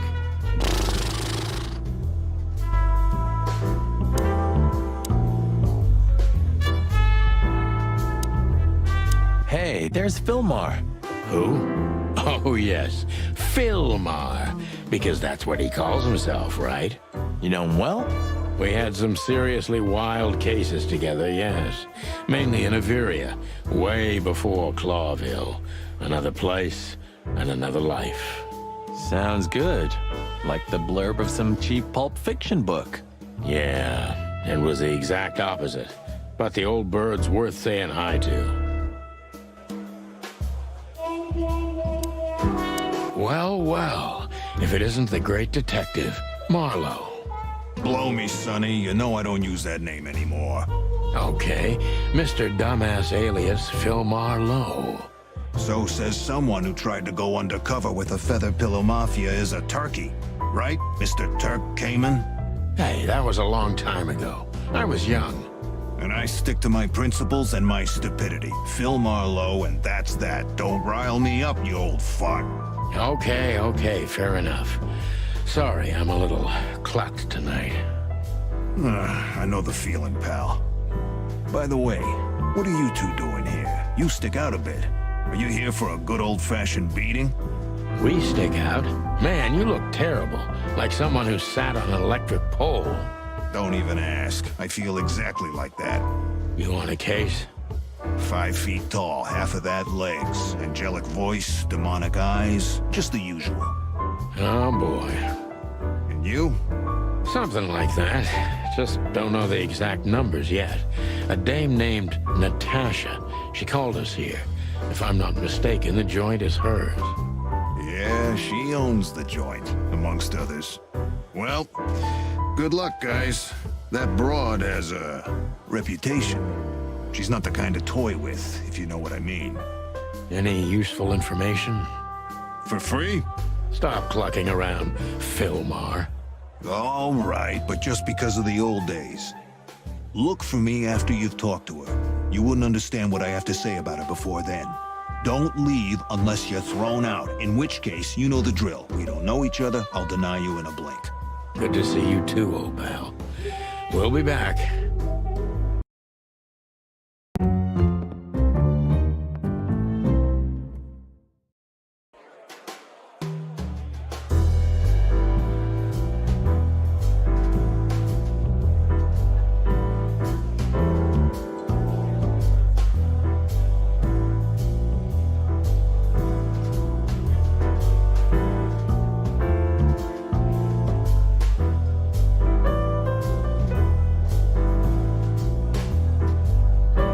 Creepy little squirrel girl. Creepy little squirrel girl. Creepy little squirrel girl.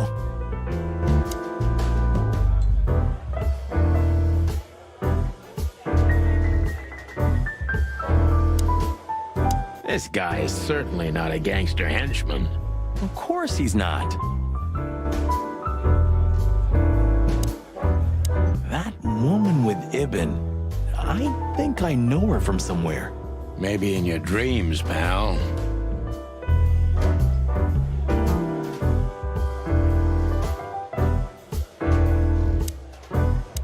Isn't that? Yes, it is. The great Ibn Wessler, in the flesh. So much for our incognito. You think he noticed us? Only if he's not entirely blind. Great. Just act nonchalant, my friend. No, it can't be. What now? Is that Olivia? No, Marty. Hey, Olivia. Are you talking to me? It's me, Marty McChicken. Oh, God. What a pleasant surprise. The Rooster Copper's in person. Chicken police. But yeah, Mr. Wessler, you could say so. The name's... Sunny Featherland, of course. Chicken police. Your partner is, he is, Marty McChicken, sir. I just introduced myself to your lady companion seconds ago. Oh, yeah. I'm so happy to see you. Hello, boys. So, to what do we owe this pleasure, gentlemen? Yeah, so, we were, just in the neighborhood, and... Cut the crap, Marty. All right, we're here for your sweetheart, Natasha. Oh, I see. No big deal. Just a blackmail thing. You know, horrifying threats written on the wall with blood-red paint, the usual stuff. You must be familiar with this kind of thing. Oh, yeah, indeed. It's, nasty business. But I didn't know Natasha hired a detective because of this simple matter, but to be honest, I understand. I would have taken matters into my own hands, you see. But I'm kind of busy. Mr. Wessler had a meeting with Attorney General Hamtaro yesterday, so he's rather tired. If you would excuse us. Oh, dear Olivia, it's okay. These gentlemen are just doing their job, right? And if I've heard correctly, they're notoriously thorough. So, how can I help you? We've got a few questions, if you don't mind. I'm at your service.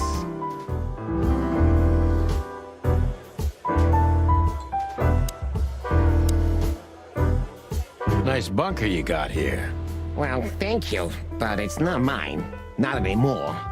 But I'm sure you already know that. Listen, detective. If you want to know something, please act straight, huh? All right, Mr. Wessler, let's make this a bit more professional.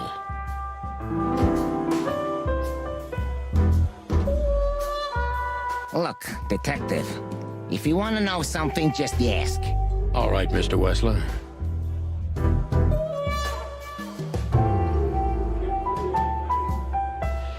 I'm not as exciting as people tend to believe. I grew up in a poor family of many siblings. I'm the only one still alive, unfortunately. My career started with a shoe store, and now, here I am. I wouldn't call that an average life. Shoe store owner to mob boss. How dare you speak to Mr. Wessler like that? Leave it, Olivia, dear. It's just provocation. I'm sorry if I offended you, Mr. Wessler. Shall we talk about something else? Has your assistant been working for you long? Are you talking about me? Yes, I'm talking about you, ma'am. Let me answer your question then. I've been in Mr. Wessler's employment for 6 months. Why do you ask? Oh, just routine questioning, you know. Most of them aren't good for anything. Just killing time. It sounded rude to me. Yeah, please forgive a detective. Olivia's a real firecracker. Everybody knows Mr. Hayworth. He's an antique piece of furniture in this city, so to speak. Only a bit worn out. It's not my fault that he's so much in debt, detective, but the name of his family still rings quite loud in Clawville. Is that still worth anything? The name is just their name, of course, but the man behind the name is another matter, Mr. Featherland. You're a pragmatic rat. Thank you. Wessler's a tricky guy. Unfortunately, I don't know enough about him, so I have to be cunning. I can't just pin him against a wall. Yeah.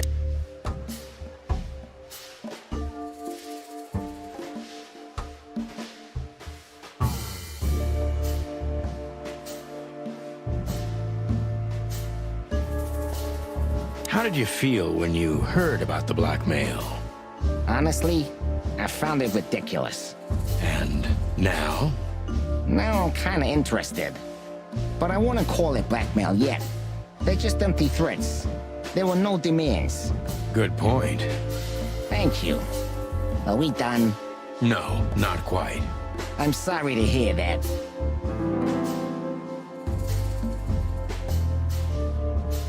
You seem a very busy man.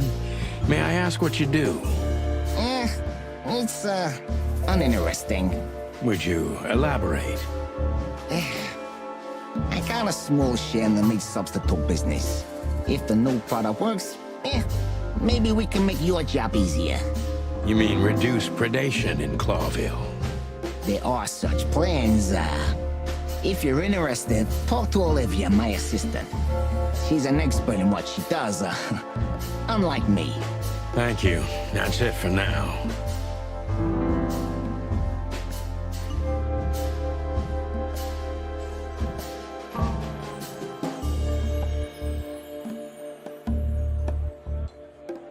Is this place yours? No, it's not mine. Never been yours in the past? Yeah. Why do you ask questions you already know the answer to, huh? Yeah, it was mine. Now it belongs to Natasha. She's my girlfriend. What a coincidence. You're very taciturn, Mr. Wessler, though I've heard you're quite the speaker. Look, I'll gladly talk to anyone about business, and even happier to talk about art. But, I'm no fan. Sorry for any offense. Wessler is tougher than I thought, and he's secretive. It's time to gently beat around the bush.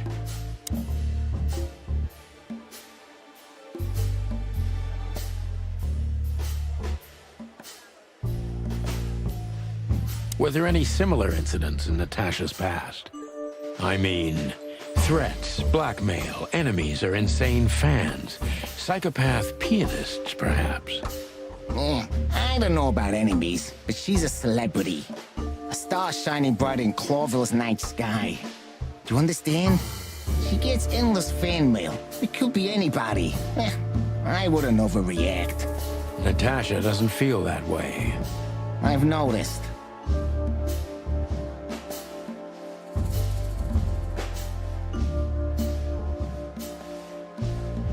Is everything all right between you and Natasha? Yeah, you don't beat around the bush, do you? Understandable, I guess. Naturally, our relationship is stable and perfect. I'm the setting, she's the gemstone. Yeah, if you know what I mean. I rarely hear such poetry, but I understand exactly what you mean, Mr. Wessler. So, you have your answer. No recent friction? Wouldn't you like to know? It would make my job easier. Yeah, it would only lead you astray. Ibn is quick-tempered, and I can use that to my advantage. I've confounded and softened him with my previous questions. Now it's time to be specific and ruthless.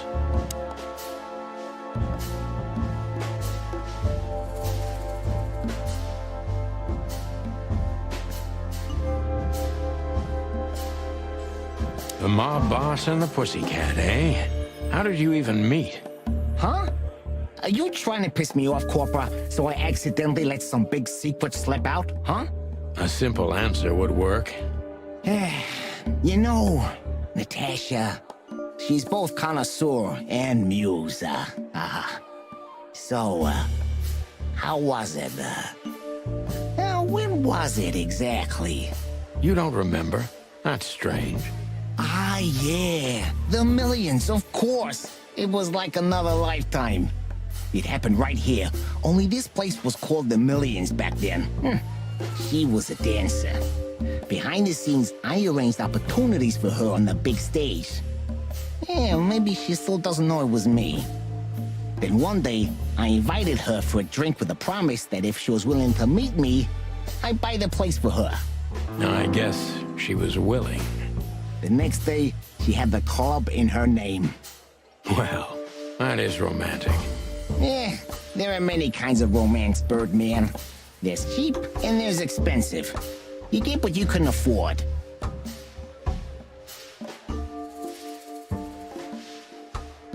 Do you live in the same house as Natasha? Oh, you're really something. Natasha's a free woman, but mostly, yeah, at my place in Gold Town. But she has her own kind of a weekend house. How often does she use the weekend house? Yeah, every other weekend, roughly. I see. That's very important information. Yeah, if you say so.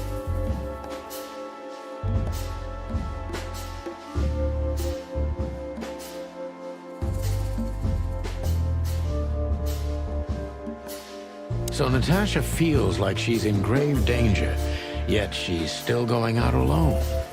Yeah, I know what you're getting at. But I'm 100% sure of her loyalty. She's gone out very rarely since this started, and mostly in my company.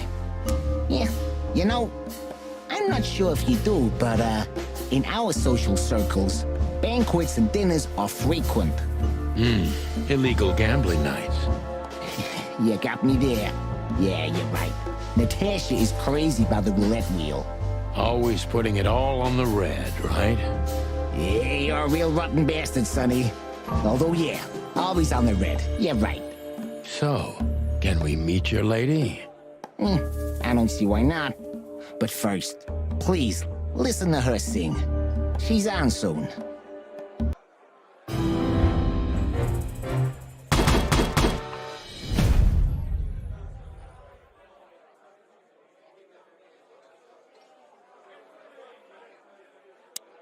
Thank you for your time. We'll be seeing you. I have no doubt about that, unfortunately. Hey, we should grab a coffee or something, Olivia. You know, for old time's sake. Pleasure to meet you, gentlemen. Goodbye. Oh. Please, take a seat. The show's gonna start soon.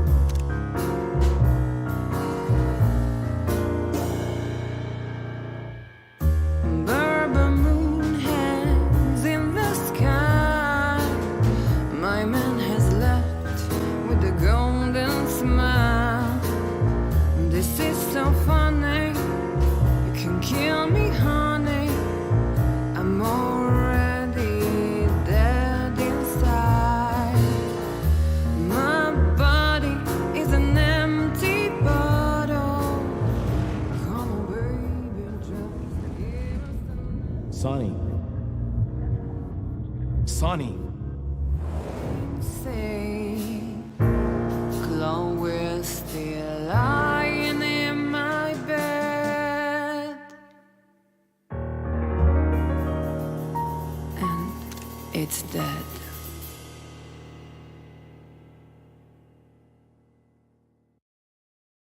That was, unique. Oh, that is cute. Nobody has ever given me such a unique compliment before. Forgive me, my name is Santino Featherland. I thought so. You look more or less like I imagined. More or less. Sometimes less is more, Mr. Featherland. You were amazing, dear. As always. Could you be my little furball and fetch me a cocktail? But of course. Ibn will be back soon. We'll have a few minutes to talk. Then he'll end the conversation and throw you both out. With all due respect, ma'am, we're not that easy to get rid of. Doesn't matter who's trying, believe me. Doesn't matter, he'll do it. That's why I'm telling you. I don't want a scene. Hey. I don't have time. I sure think. I'll be waiting. I knew she was trouble the first time I saw her. She wore danger like a perfume. It was simply part of her being, and it attracted me, like light attracts the moth people. I wanted to be the microphone as she whispers her melodies, or the pillow she rests her feet on while reading some cheap romance. I wanted to be her nightdress, barely touching, barely covering her marble skin. But I was a cop, and a lifetime wouldn't be enough to rid myself of what a woman like her hides under her makeup. Keep your distance, Sonny. Just keep your distance.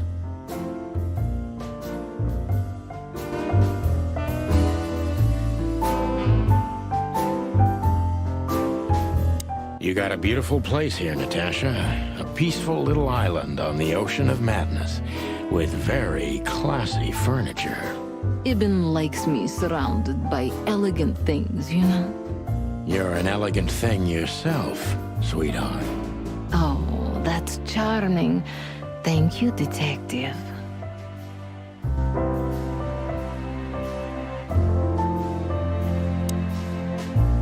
This woman's aware of her charm, and she knows how to use it. A rare and dangerous combination.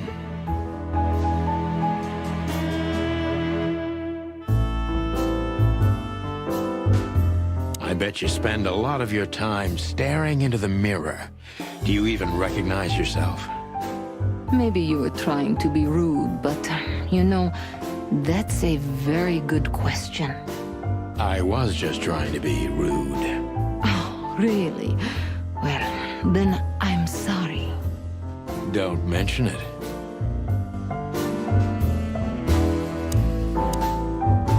How do you like your bourbon, Mr. Featherland? In a glass. But thanks, I had a couple before I came.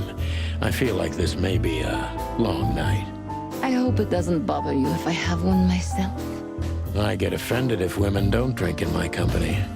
Oh, you are a funny guy. So I've been told. Anyway, lovely room. Yes. Look, Mr. Featherland. It's sunny.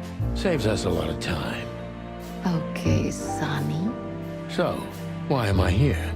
You know, men tend to babble in my presence. It must be exhausting. It is. But you're not the type to beat around the bush. Is it too banal if I tell you it's an occupational hazard? Terribly. So can I start the unpleasant questions? I've asked you here so you can do what you do best. Really? I thought you asked because you wanted me to investigate for you. But if you'd rather be drinking... Oh, you do have a sense of humor. How reassuring. Only if I'm a bit hungover. That's usually quite common. Oh, please drop the act about being the alcoholic, heartbroken ex-cop, Sonny. It would undoubtedly suit you, but I've seen you scanning my room. From the second you set foot in here, you started working, and everything I say gets sorted in your brain. Am I right? That's a bit of an exaggeration, but yeah, it's something like that. Well then, Sonny, come at me. Oh, that's something I don't hear often. With pleasure.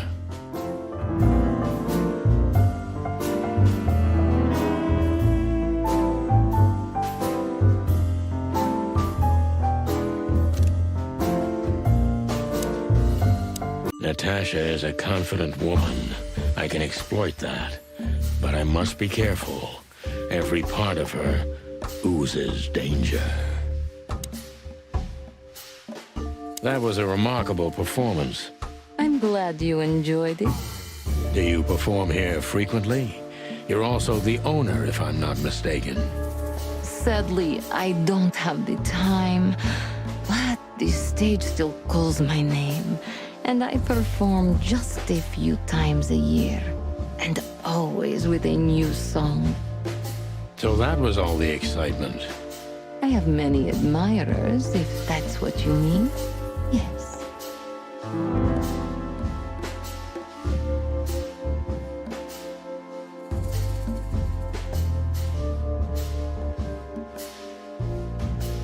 The picture on the wall is quite daring. Only if you knew how old I was at the time. I think I'm on a slippery slope here. Come on, don't be shy. Ask me. All right. How old were you? Did you really believe I'd tell you? You're quite a player, aren't you? Life is anything but a game, detective. You tell me.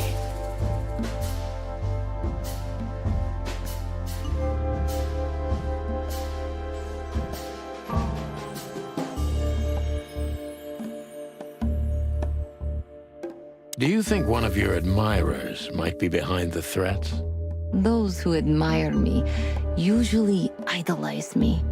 No, I don't think it's one of them.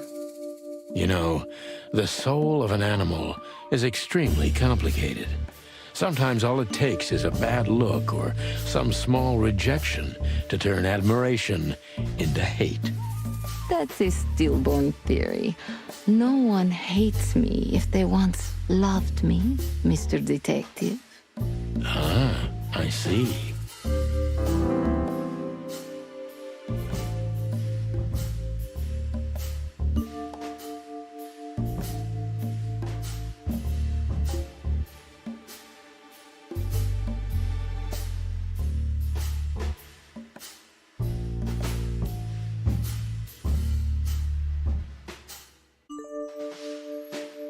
Why Deborah? She's a nice girl, but why didn't you come to me? Didn't you ask her the same thing already? I did, but I like to hear it from all sides. Well, since this whole thing started, I admit I'm not too keen on leaving my home. When I do, it's only with an escort. Ibn Wessler has nothing to do with this? Ibn has everything to do with me. Almost everything. But I didn't want to upset him with this. He thinks I'm overreacting. Deep behind the diamond skin lies the truth. It doesn't matter how hard Natasha's trying to hide it. She's scared. Now I must concentrate to finally find out what I want to know. What was in those threats, exactly? The message itself is not a threat. It's just a word. But a word again and again is threatening. Exactly. So, You really don't have any idea which word could be used for a woman like me? I guess I do. Yes, I think I know what it could be. Whore. Cat got your tongue? Am I right? You heard it. I said what you were thinking. And yes, that was in the message. That was printed on the paper and painted on my wall in giant red letters. Well, thank you for your honesty.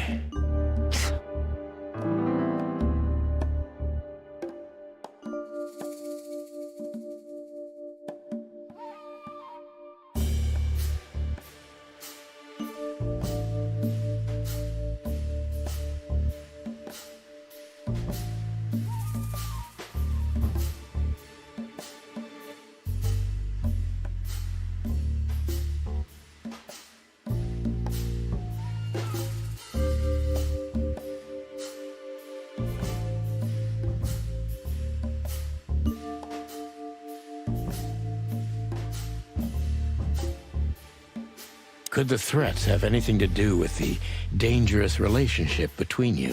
You mean I'm a cat and he's a rat?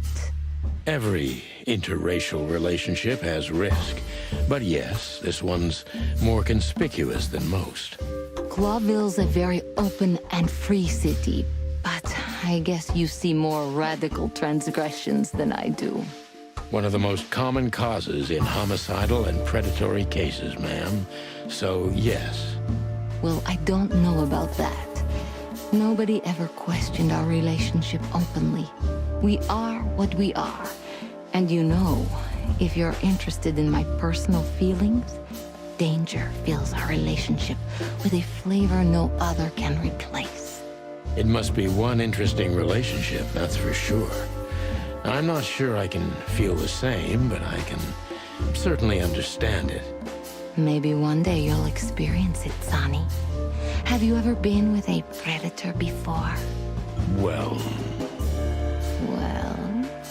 that's unsteady ground, Natasha. Let's turn the questioning around, if you don't mind. As you wish, Sonny. How many fools like me have you used up, Natasha? In all my life? Well... I just forget it. I don't want to know. Curiosity killed the cat. No pun intended. I'm just joking. You're not a fool, Sonny. I know that was supposed to be a kind of insult, but it usually rolls right off me.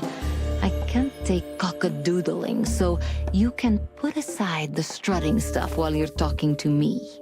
Fair point. Broadcast received, ma'am. Natasha is a mysterious woman, but I must gouge out at least one of her secrets. Enough games. It's time to know why I'm here.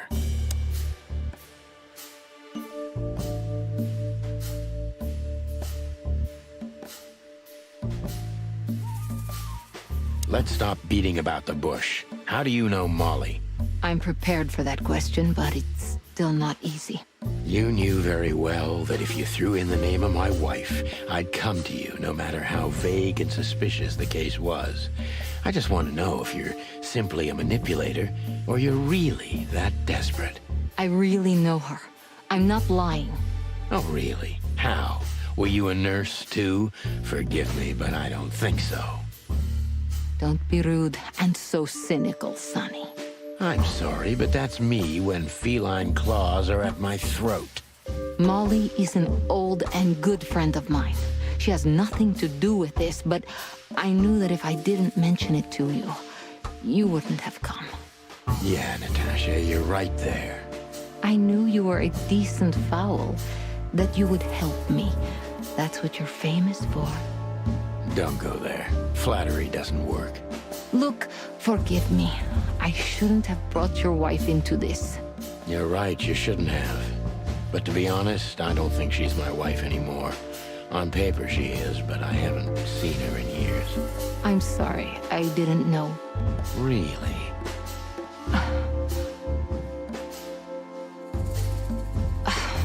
I did. I knew. I checked you out before I sent Deborah. Luck me. This case is getting more and more intriguing.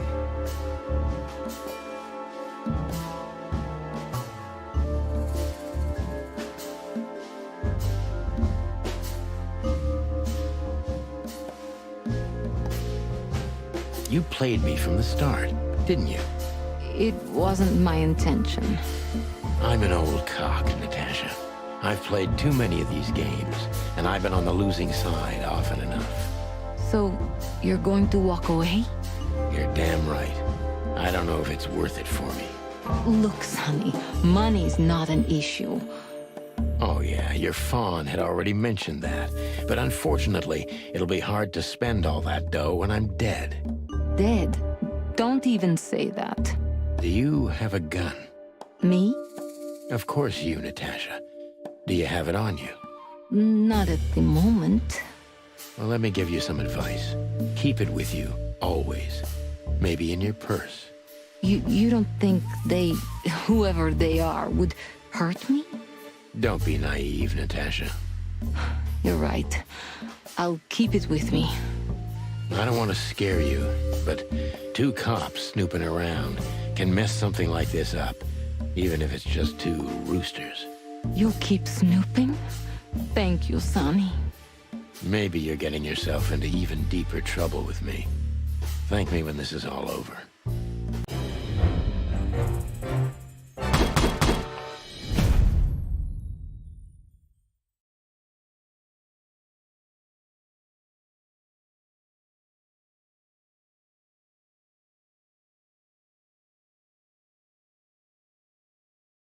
Natasha is a that was I'm good.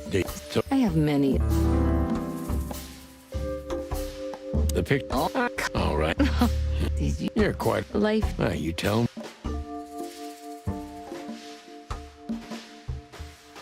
Do you? Huh? Why Deborah? She's a nut. Didn't Ibn. What? Ibn has What was the myth?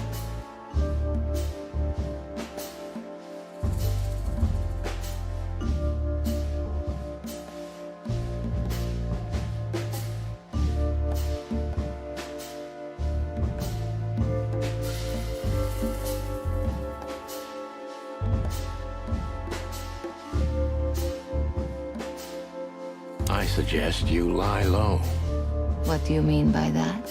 until this matter blows over. Maybe you could put aside your ego and hide in Wessler's mansion.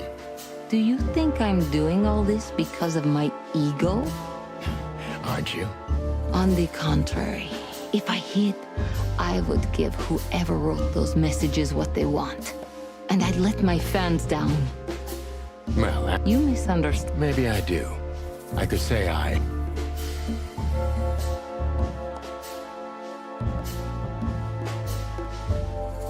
How many fools like... In all my... Natasha is a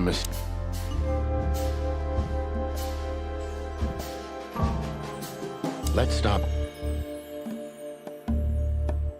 What exactly do you want from me? You are really as good as they say you are. And I'm not selling lucky dips, Sonny. Find them, whoever they are, and... Whatever it takes. Not exactly, but something like that. You know, if I didn't see the speck of fear behind the confidence shining in your eyes, I wouldn't take the case. I'm not afraid. You're terrified, Natasha. Don't be ashamed. You must solve this. As soon as you can.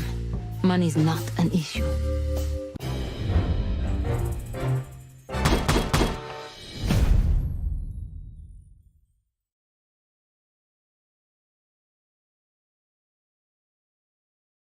Natasha is a confident... That was a remark... The place is very elegant, and so's your room. Why, thank you. I kind of feel like I'm in a museum. Well, that depends on the kind of museum. The kind with nice things. Oh. Suspiciously nice things, just like you.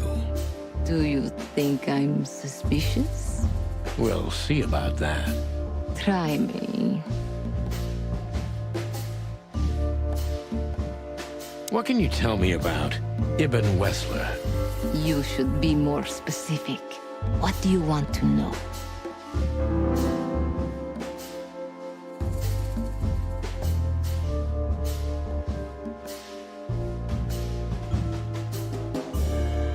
How did you meet Ibn, if I'm not too intrusive? Of course you're intrusive, but I guess that's an occupational hazard. Well, yes. I was a dancer here in the club, in Anita Jenkins' chorus. When she was in a good mood and allowed it, sometimes I even did her vocals for her, although she thought I was an upstart little whore.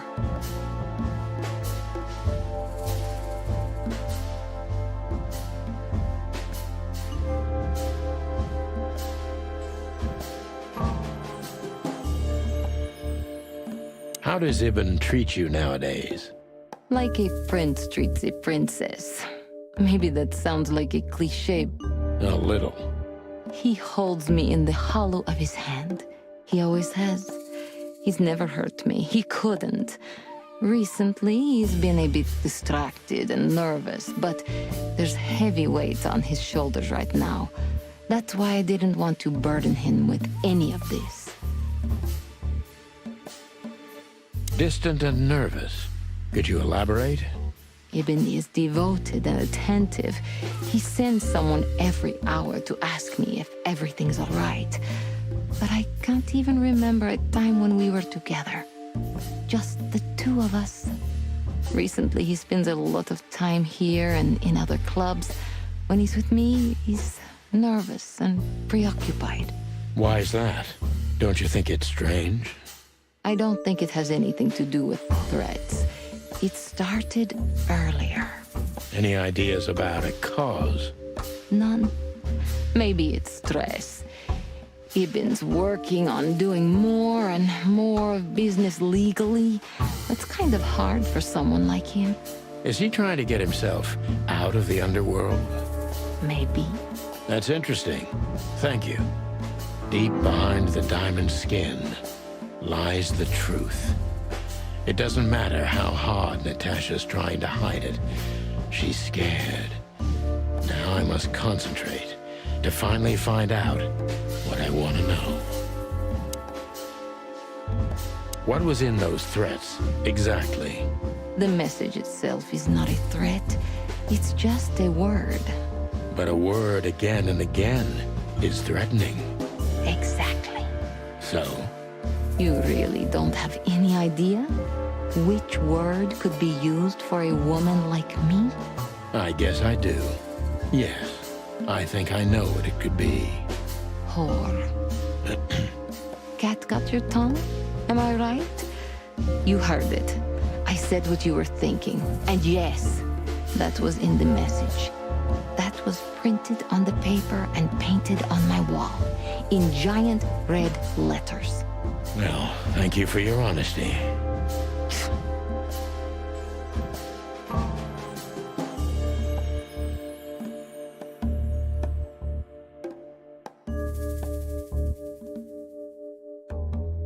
No one's ever seen the culprit? Not even a shadow?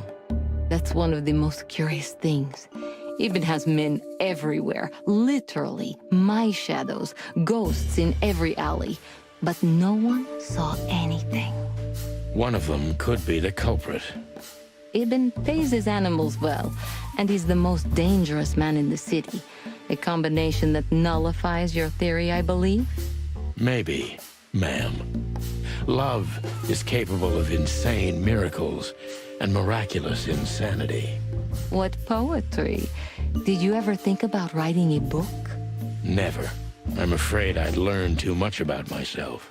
Maybe that's the point. I would read about you. Not like the chicken police Pulp Fiction. Furry hell. Do you read that trash? Like everyone else in the city. Oh, great. I think it's flattering, even as badly written tales of heroes in the gutter. You enjoy it? Oh, just a little, Sonny. Just a little.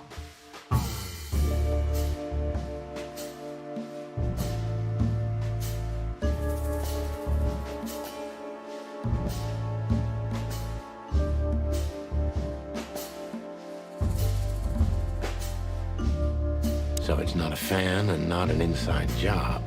Who do you suspect? Aren't you supposed to know that? Usually, yes.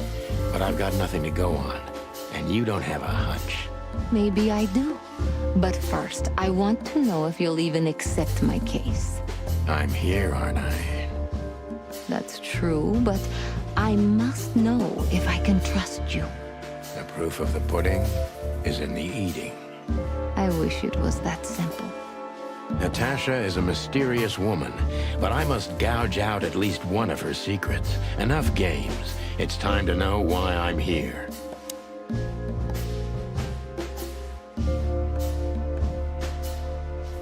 Let's stop beating about the bush. How do you know Molly? I'm prepared for that question, but it's still not easy.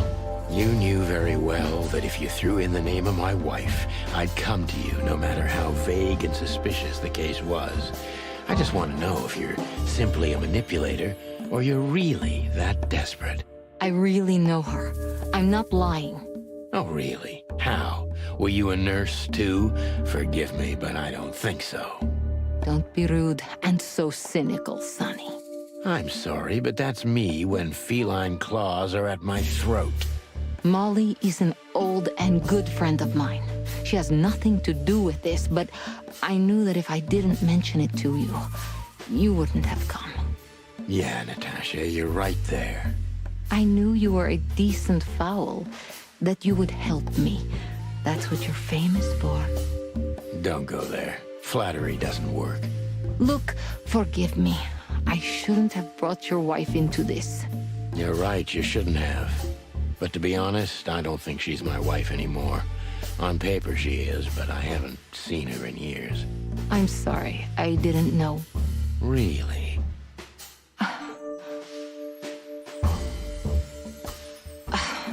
I did. Luck me.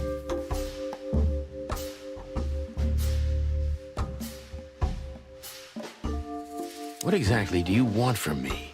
You are Whatever. not exactly. You know, I'm not afraid. you're... You must solve this.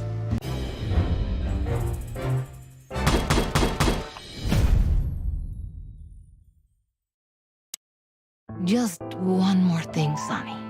Natasha? Please, come to 37 Rochester Street in Flower Town tonight. I'd like to show you something that could be of a great help in your investigation. I was afraid this was coming. Why there? Why not here and now? It's something I keep hidden there.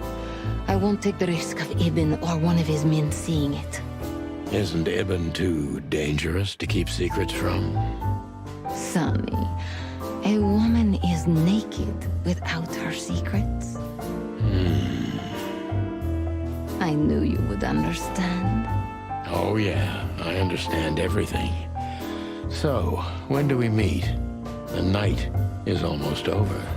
I'll be there in an hour. Don't be early, and don't be too late.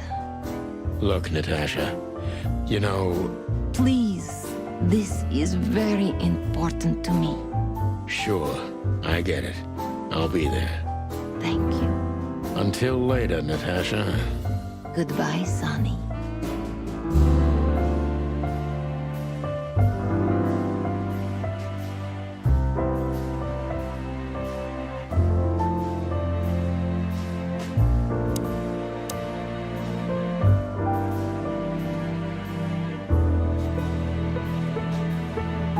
So, who's this Olivia bird? I know well what you're curious about. You want to know if she's sleeping with Ibn. The thought may have crossed my mind. You men.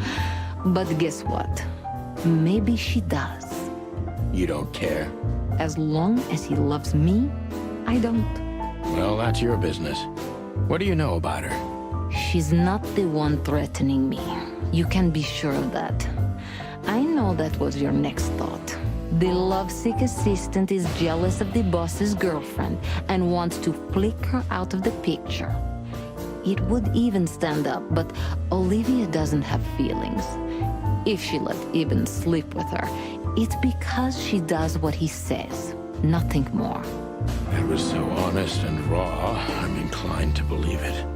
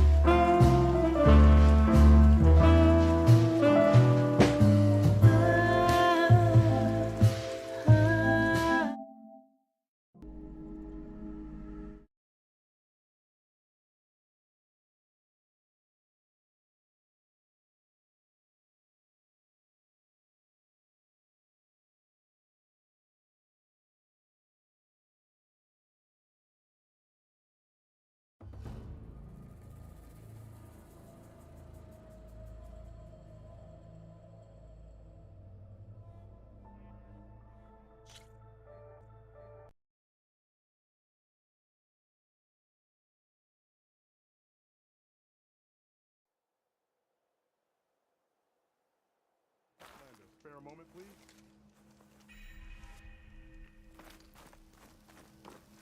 Take care, visitor. The wilds are rife with machines. There are people in need. I could use your help. What do you need? A squad of Tanakas holed up in the cave to the south. I think they're in trouble. At least one of them is injured. I'm headed there to offer help, but with the Tanakh, such an offer might be perceived as an insult, even when help is needed. Will you come with me? I saw you speak before the chorus, so I know you can be persuasive. And if things get out of hand, I will be stronger with your spear at my side. Isn't there someone in Plainsong who can go with you? Not with Tanakh rebels prowling our borders. No one wants to get involved.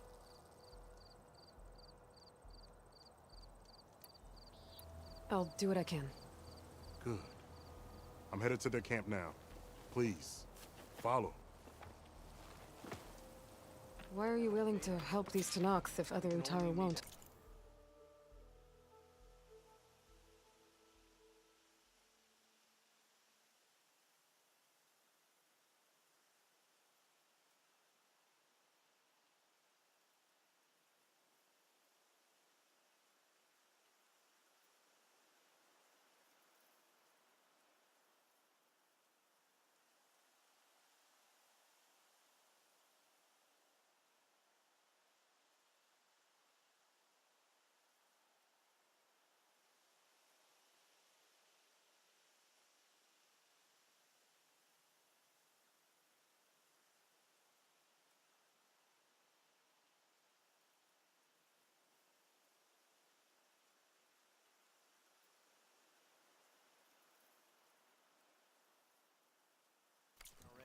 I've dealt with the Tanakh before. I don't fear them. Do you really think they'll take an offer of help as an insult? Tanakh are by nature unpredictable. Anything is Sure, possible. that's the passage Laren's contract mentioned. Showwalkers use this passage regularly, and Laren wants their plating. I just need to wait them out at his camp. Might be a good idea to place some traps on the road first. Catch the convoy by surprise.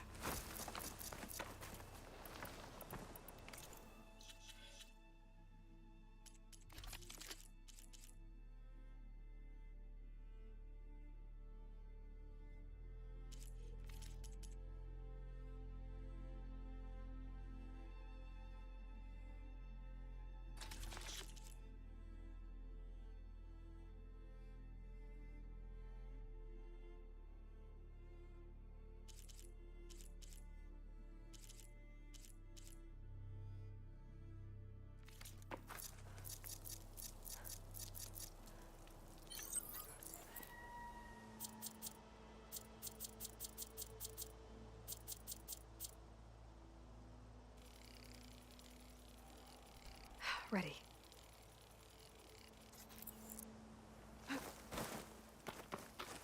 Come I back should when rest you're up. ready to go on. Wait for the convoy.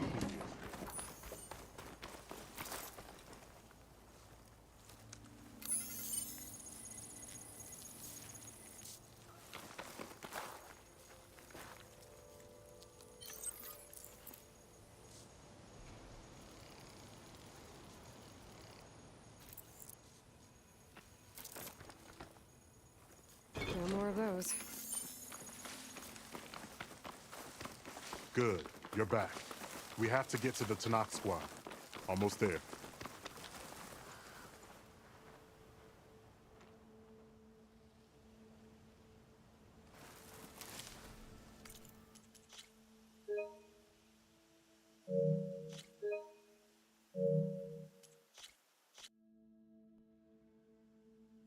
Showwalkers use this passage regularly, and Laren wants their plating. I just need to wait them out at his camp. Might be a good idea to place some traps on the road first. Catch the convoy by surprise.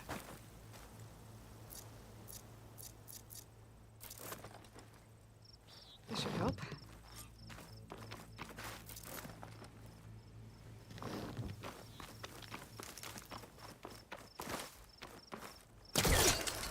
I should rest up. Wait for the convoy.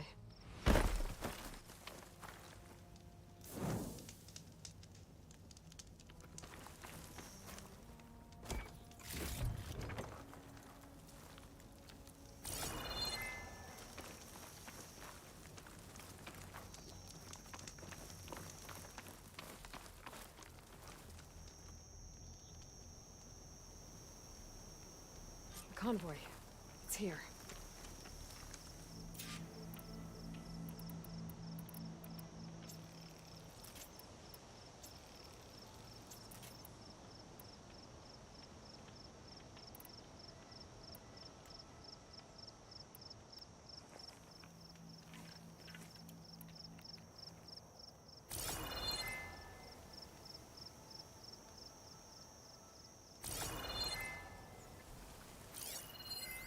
Loren's contract said they'd set up traps along the passage. Might as well use them. How do I work?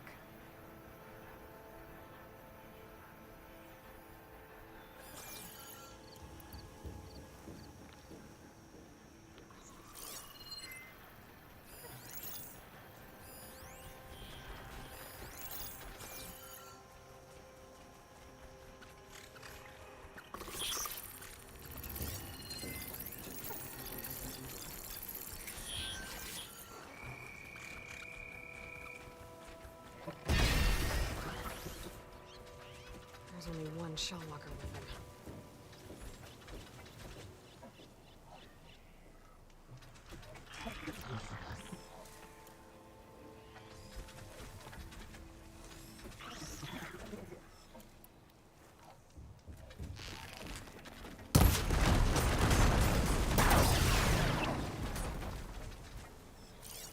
I'm gonna use something other than fire.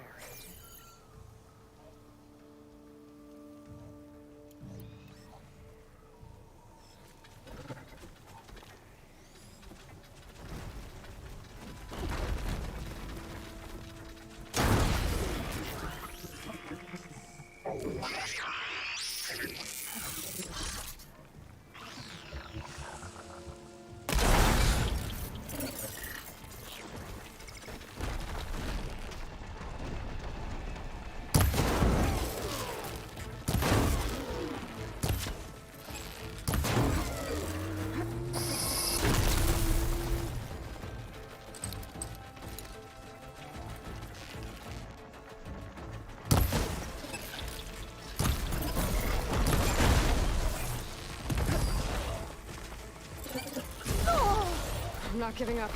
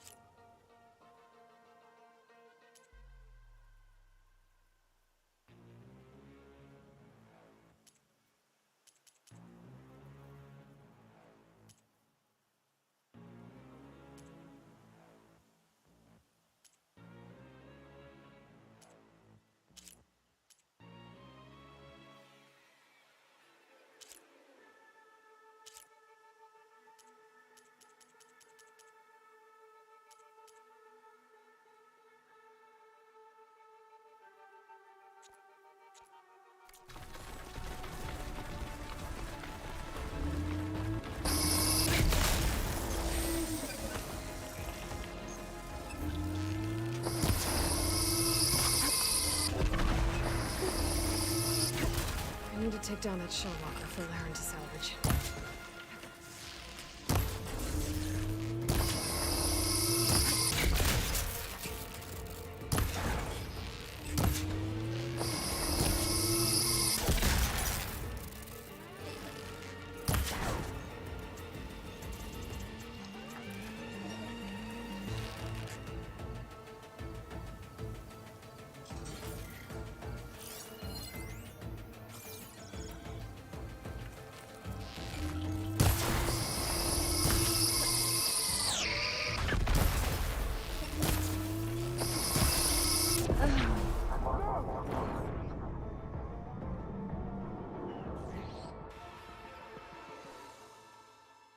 Shellwalkers use this passage regularly, and Laren wants their plating.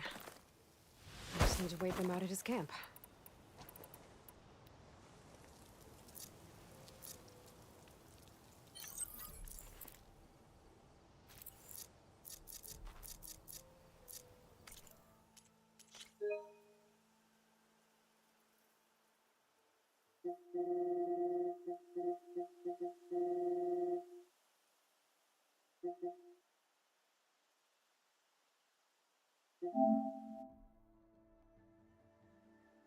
Showwalkers use this passage regularly, and Laren wants their plating.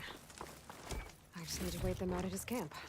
Might be a good idea to place some traps on the road first. Catch the convoy by surprise.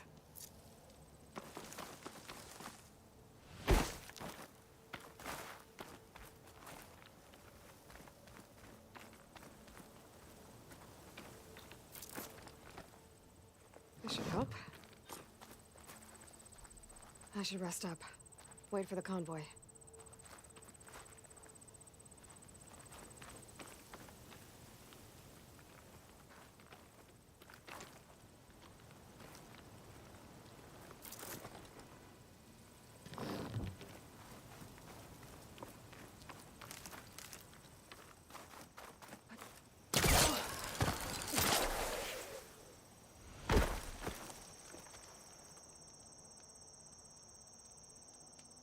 Convoy. It's here.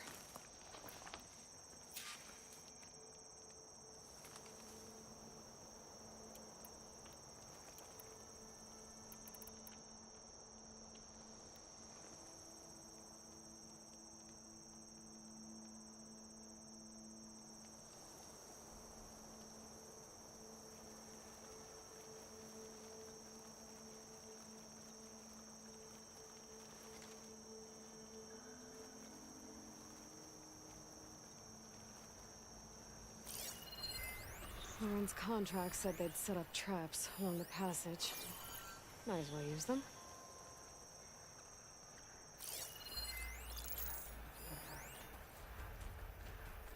Can take advantage of that.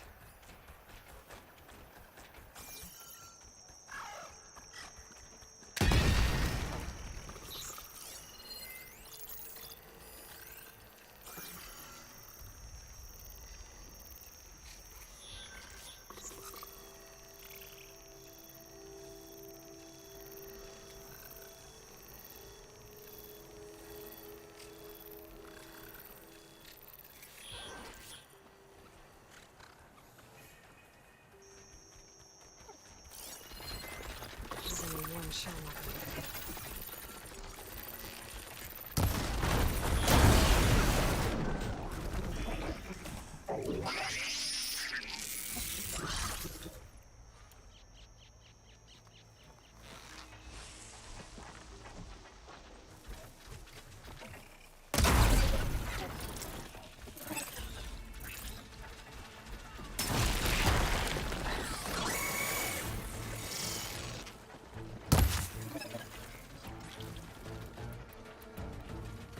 can't with my stamina this low.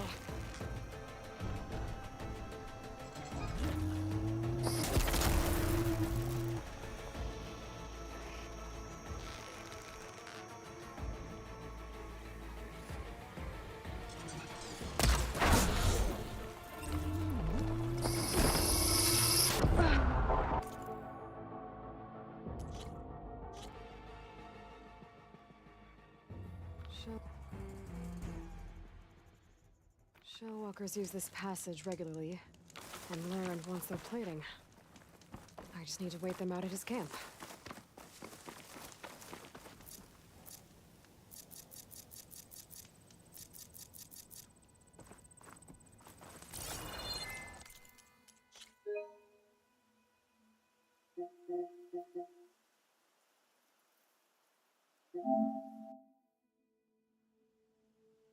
Showwalkers use this passage regularly, and Laren wants their plating.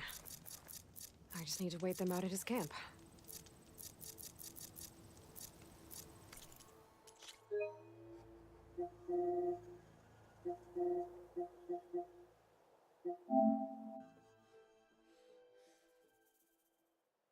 Good to see you.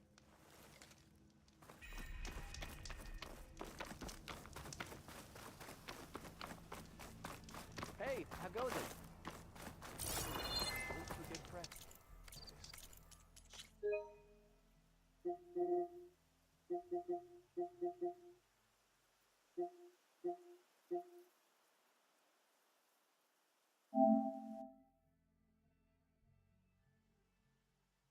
Showwalkers use this passage regularly, And Laren wants their plating.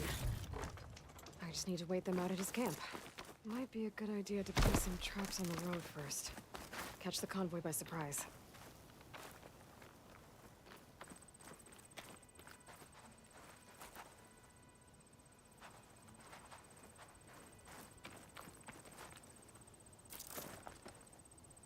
This should help.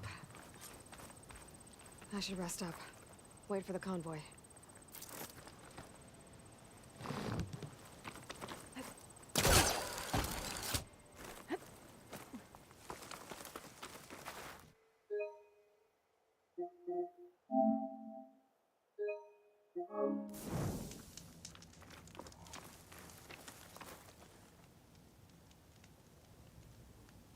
The convoy.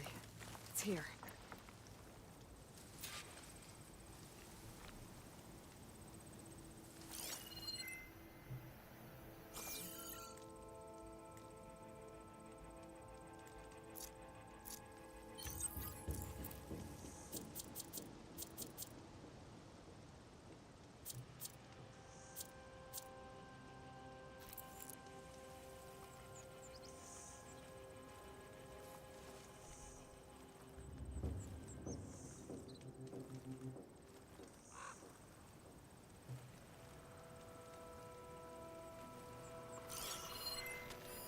Could set that machine on fire.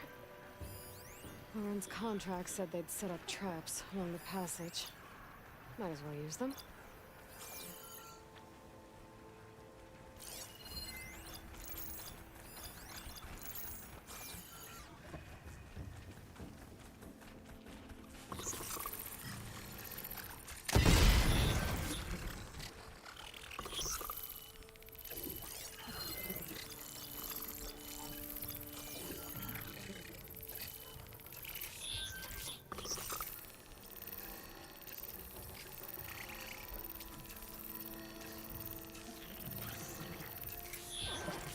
One shell walker with us.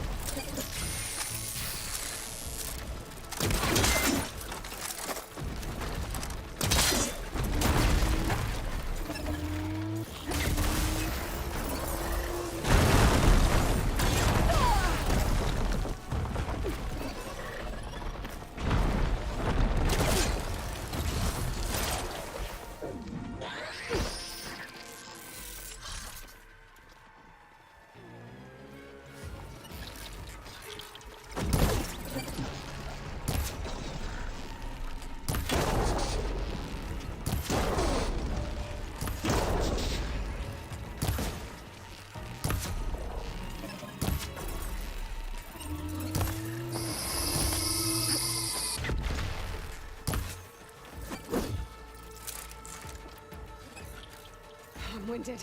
I need to get my stamina.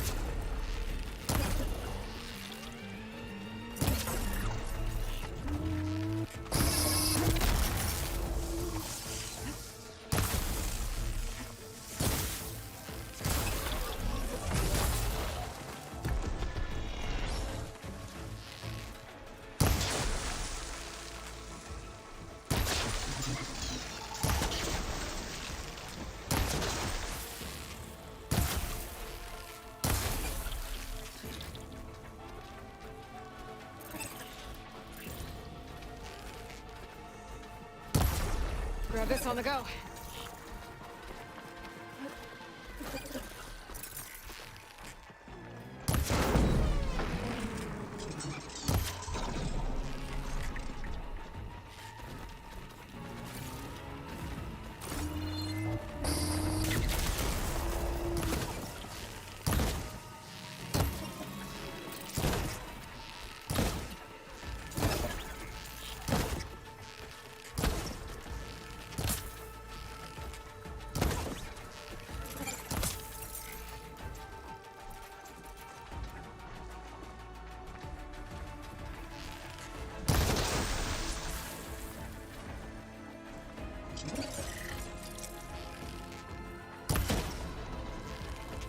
I'm done here.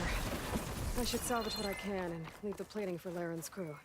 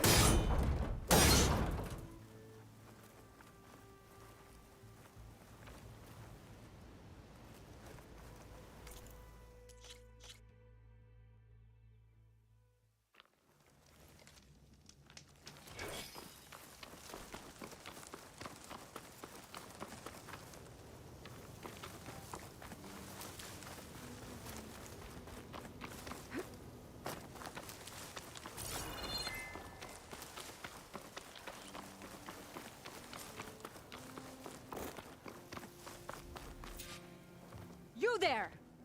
This camp belongs to Eagle Squad. Retreat or die. At ease, Eagle. I'm not here for blood. Just to parlay. You know the parlay sign? Let us in so we can talk.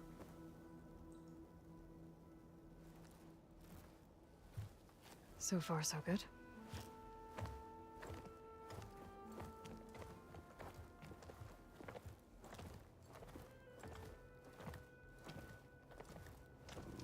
long way from the desert, aren't we? This one was blinded? Boy, nothing gets by you. Looks like your training mission didn't go according to plan. We're here to help, if you want it. How does an Utaru know we're on a training mission? He knew how to request a parlay, too. He's not Utaru. Or Tenax. He must be a veteran. A veteran? I didn't think there were any left. We don't need help from a washed-out farmer. Could have fooled me, judging by the look of things. Sister, it sounds like they just want to help us. Why not let them?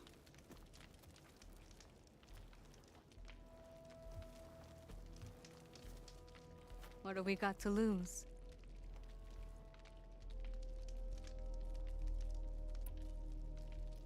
You said you're on a training mission? A machine hunt. The final test before a young squad goes on active duty. Everything was going fine. We tracked a claw strider and hit it hard, but it fled into a herd of bristlebacks. One charged right at Kore. He dodged just in time and landed a strike as it passed. I hit an acid canister. The spray was like fire in my eyes. A terrible wound. I should have scouted ahead. Spotted the herd. No. I should have spotted that canister.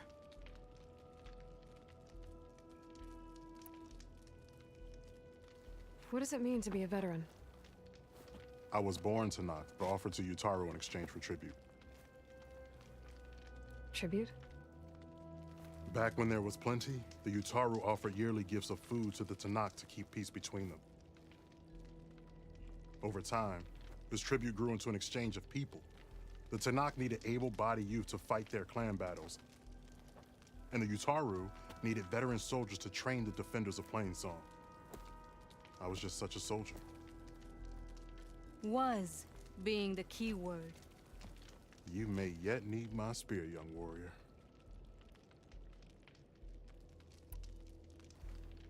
What do you need? Supplies. Dried meat, ammunition, weapons.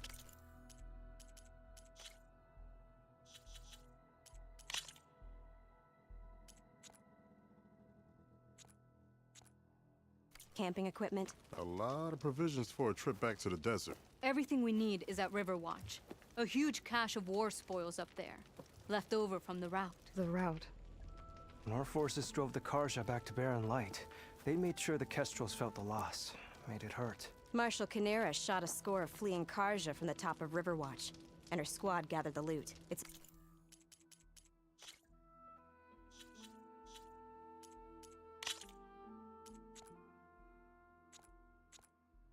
all just sitting up there. Ours for the taking. Deadly machines are known to patrol that place, and the ruin itself is on the brink of collapse. You think machines and rotting ruins are enough to keep out Eagle Squad? No, but your injuries are. Let Jax and I grab these supplies for you. This is our mission. I'm not handing it over to some... Fine. Come with us. Fine. The three of you hold position. I'll be back. Be safe, sister.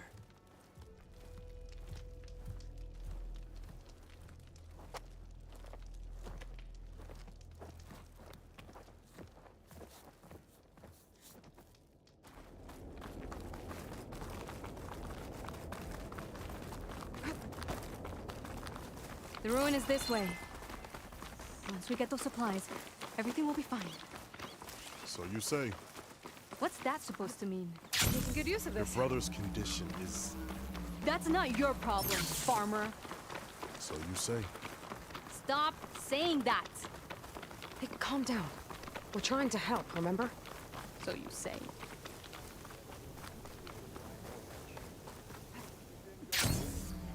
We'll have to cut across the river. Avoid the Outlander camp down the road.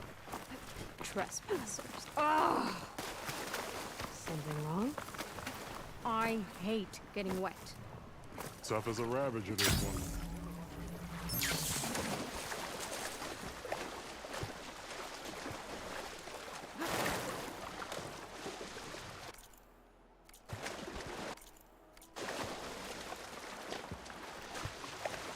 We're here. The entrance should be right under that arch.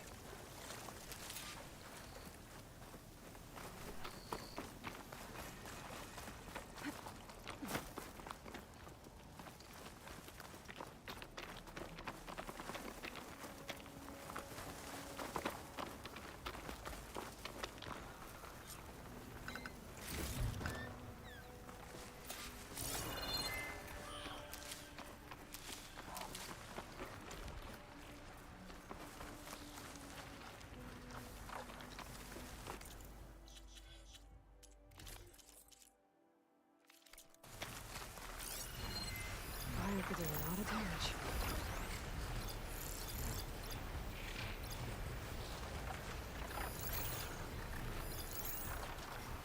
Machine, I'm going in. No, Aloy's on point. Follow her lead.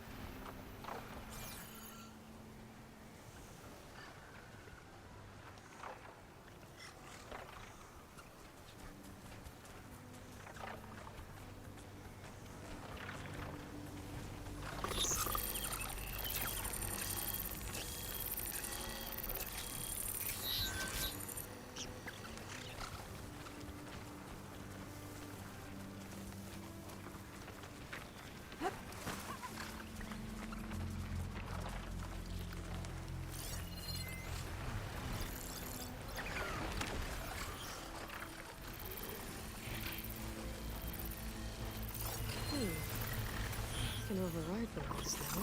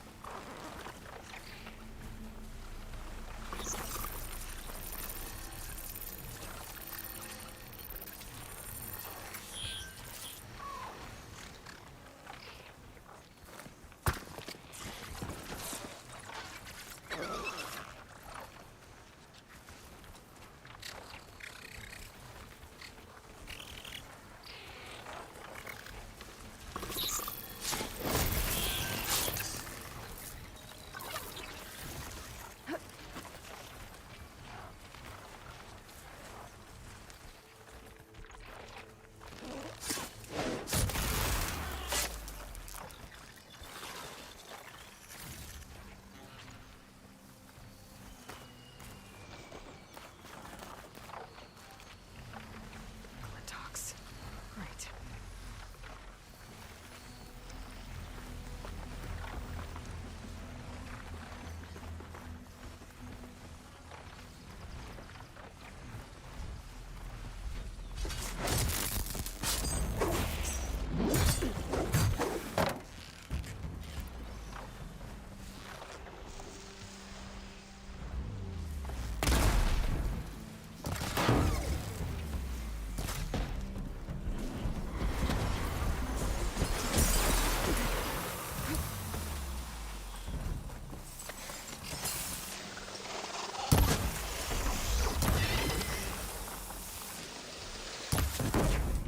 That's the last of them.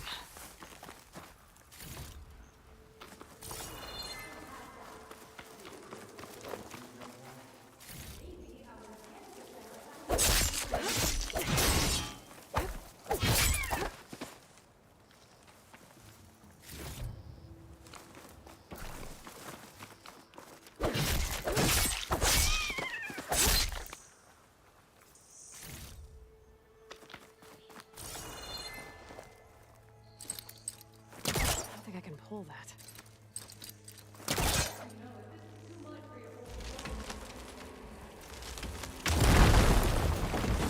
That works.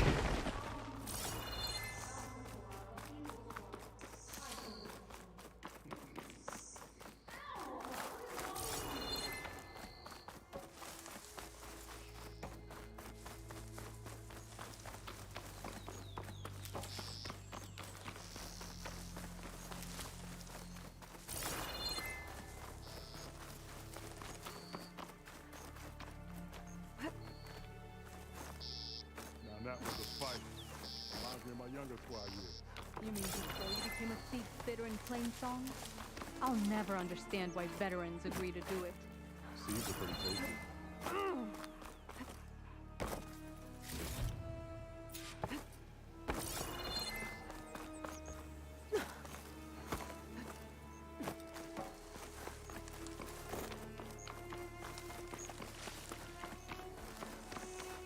I guess the farmer hasn't lost all his fighting spirit.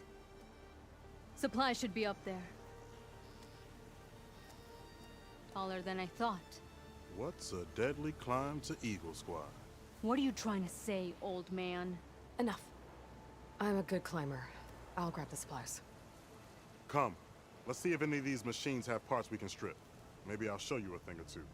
What could a farmer possibly know about salvage? Only decades of experience compared to your very brief existence.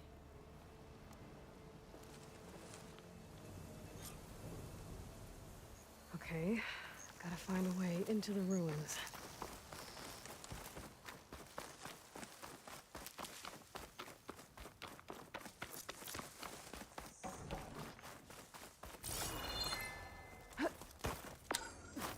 Looks like some kind of basement. Gotta find a way up.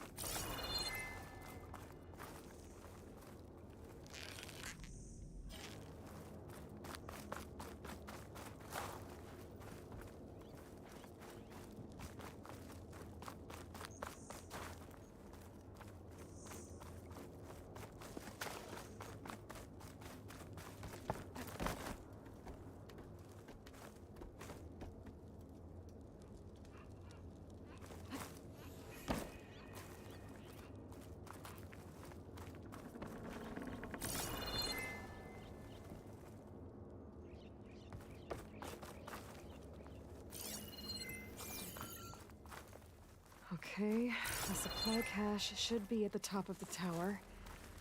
But how to get up there?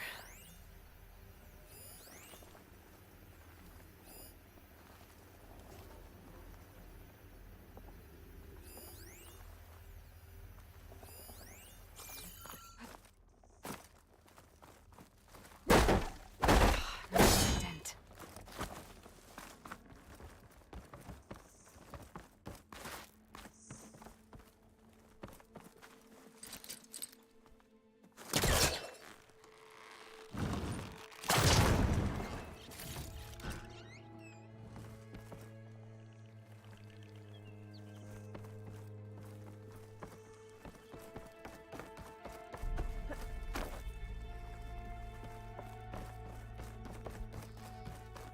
A lot of rotted wood here. Something heavy might break it down.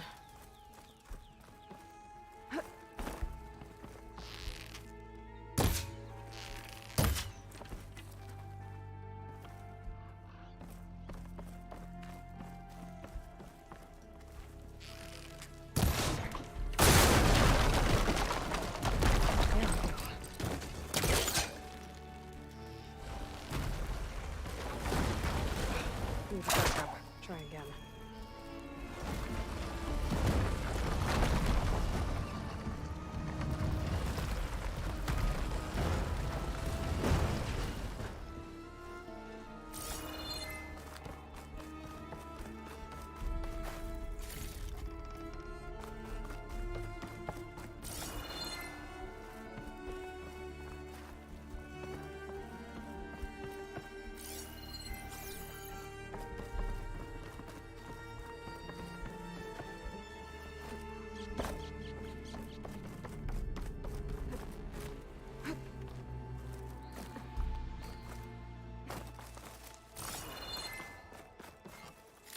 This isn't the cache I came to find.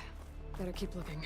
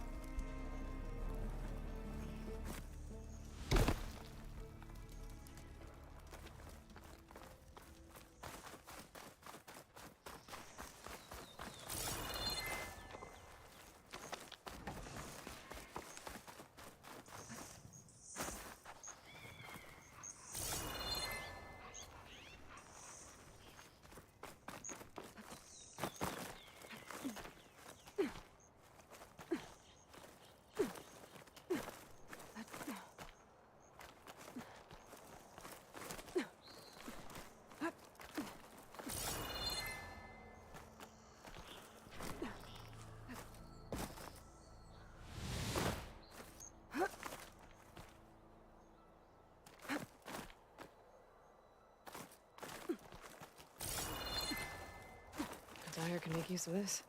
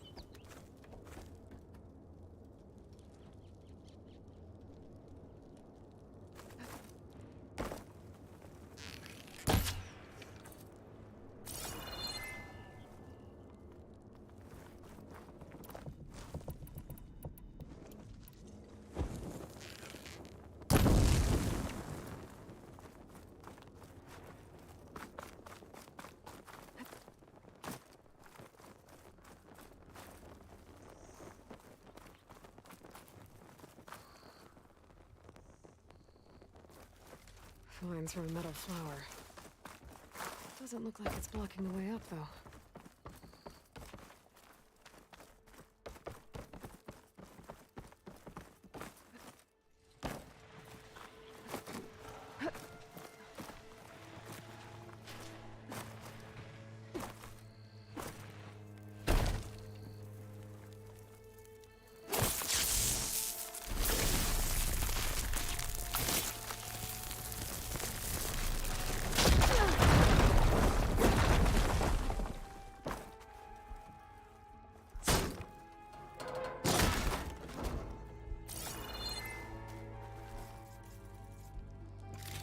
Doesn't look like Sakura supplies.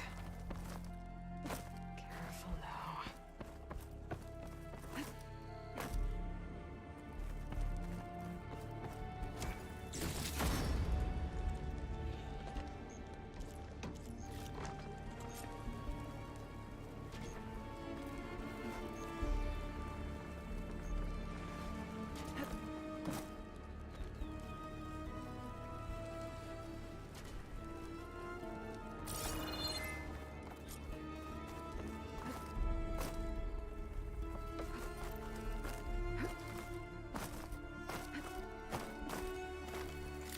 Small cache. Can't be the supplies Sakura wanted.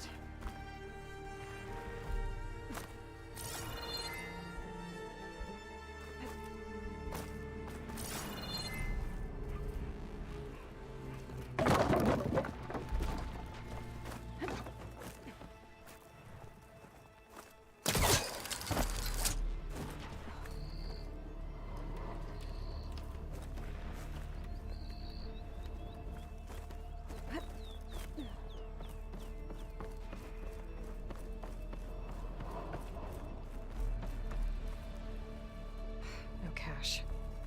It must be higher up.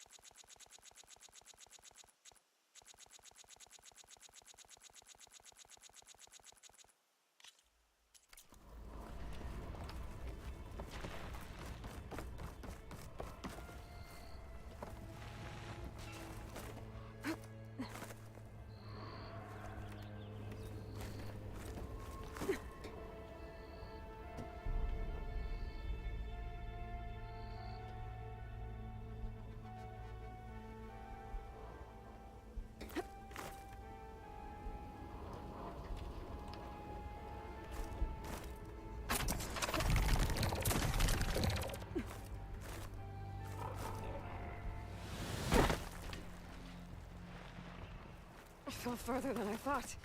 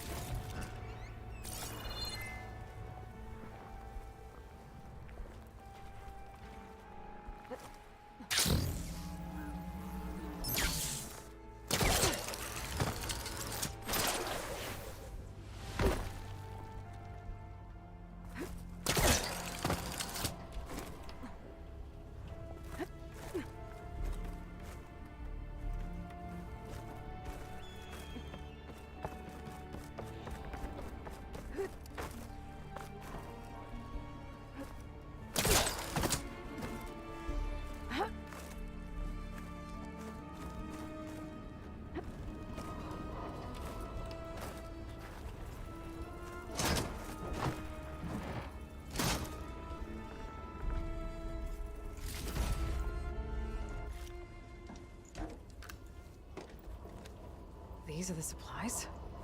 Won't last them very long.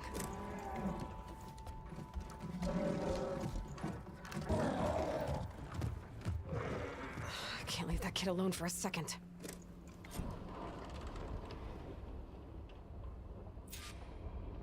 Jax and Sakura are in trouble. I gotta catch up to them.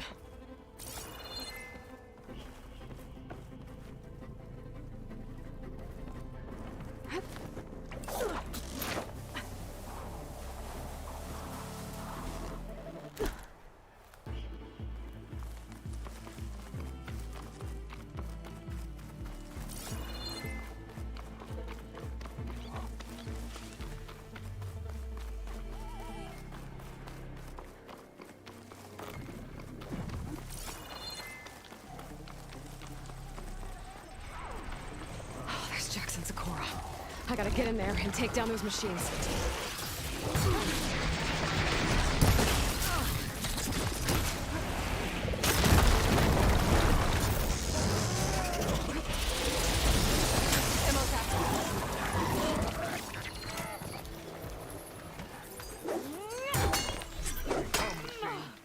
Give me a fight.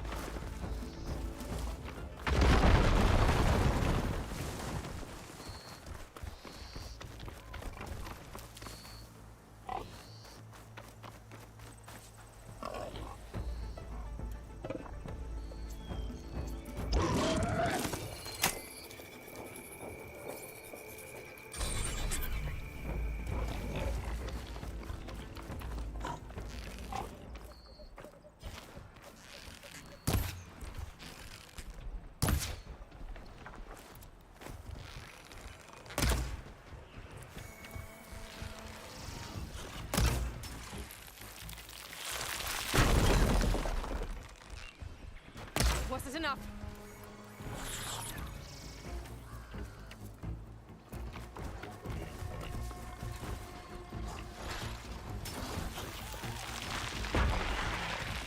No!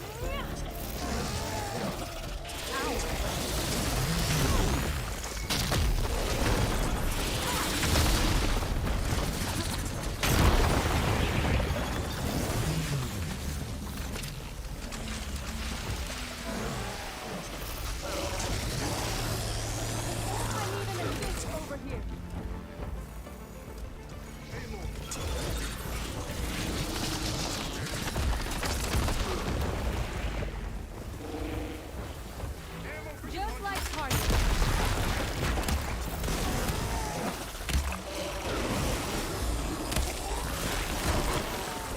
No good. Need ammo.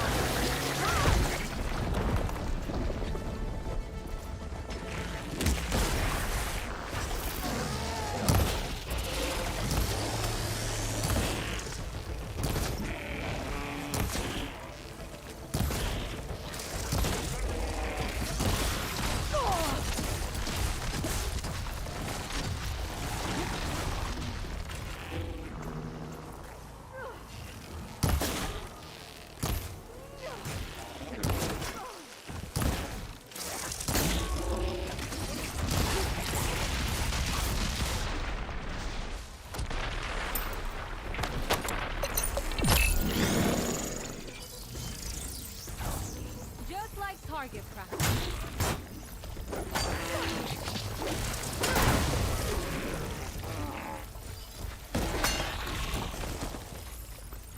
It's done. I better check on Jackson Sakura.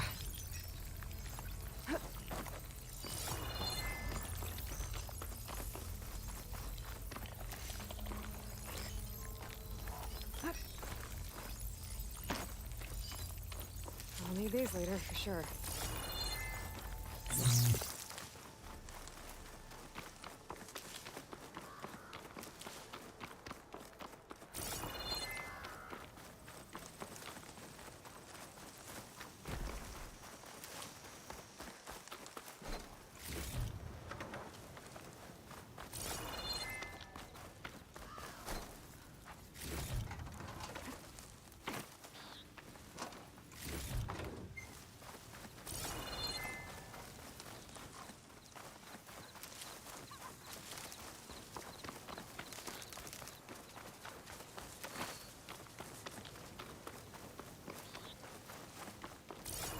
This isn't the cache I came to find. Well fought, Eagle. Though I would have preferred if you hadn't taunted that thing. What did you find? Practically nothing. Sakura, there's maybe a day's worth of food here and some rotting medicinal herbs. There was supposed to be more. Enough for... It was never your intention to go home, was it? What do you mean? A blind Tanakh can't fight. And if you can't fight, The Tanakh will kill Korra from being blind? he'll face a trial against the machine. They say it's more dignified that way. But it's still a death sentence. So you were gonna use the extra supplies to live in the wilds. I thought it would be enough to get us started. Can't they stay in Plainsong? Plainsong has too many mouths to feed. The chorus would never allow it. We should get back. I'll take this young sprout back. Meet us at the cave when you can.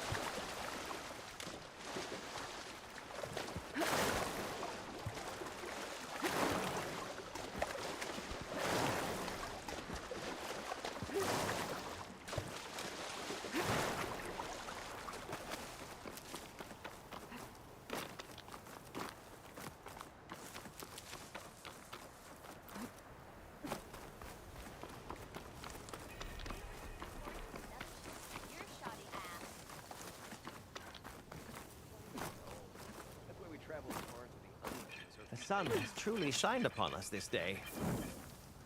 Oh, that's right. Just barrel through. Kill the bristleback. Don't you be tall. Walk past Thurless old shop and You! I know you see me. Lucky it didn't go boom.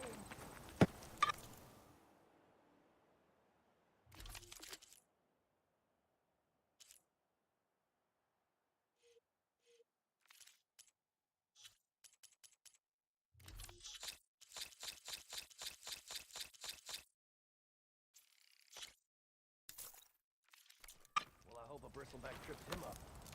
True. Oh, yeah.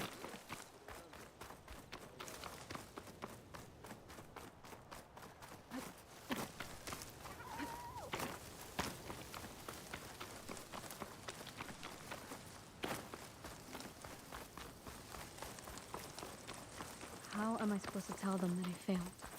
Speak the truth. Plain and simple. Aloy, we were just about to head in. So what will you tell them? That we'll have to make do. Survive in the wilds without the supplies. That will be a hard life. Better than letting Corey be killed if we go back. There must be another way. I don't see one. So, we're all stocked up then? The cache was empty.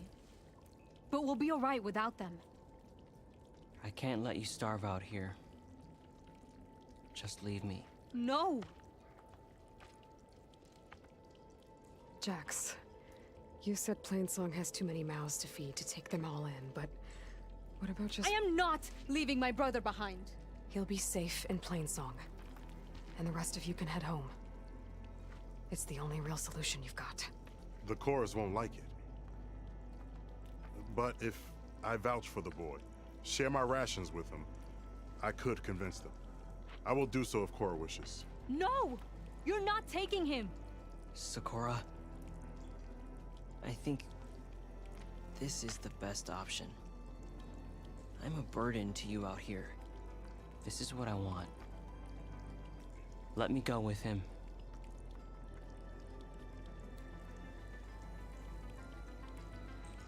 Permission granted. But brother, this is not the end for us. I will visit you in Plainsong. And no Utaru or Tanact can stop me. They would be foolish to try. I'll stay and help them pack their gear, then take Cora back with me. You've shown strength and wisdom today. Rare combination. You have my thanks, and theirs too, I'm sure.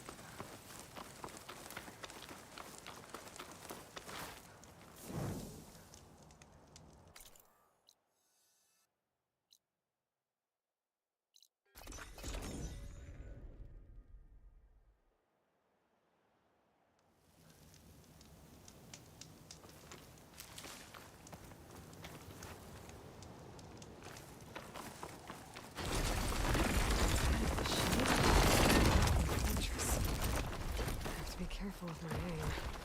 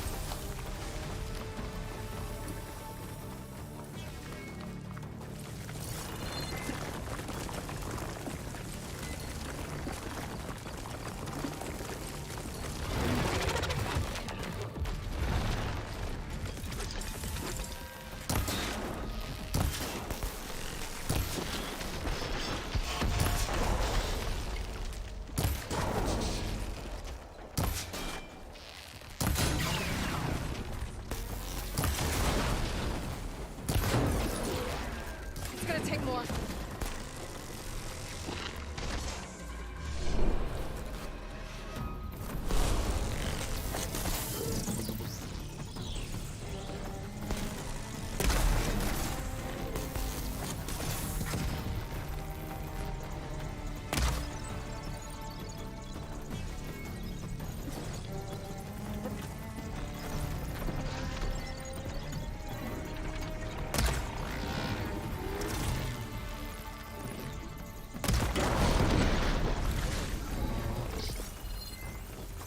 Gotta say, feels good to hunt by your side again. Come on, let's head into the tunnel.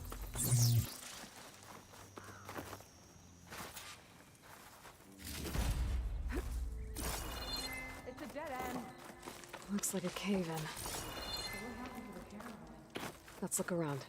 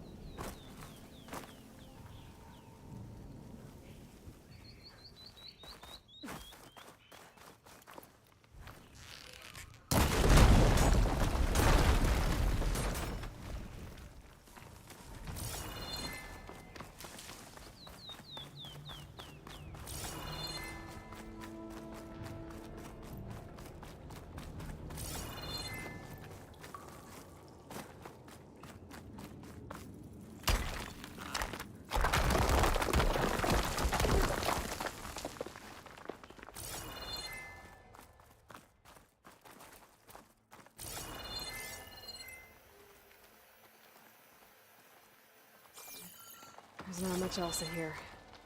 Better head back to the main tunnel.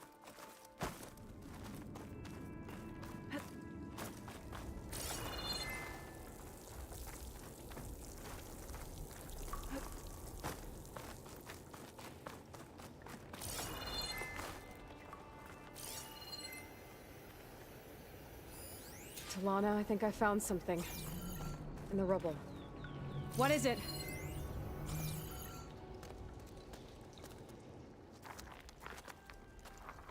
An Osram.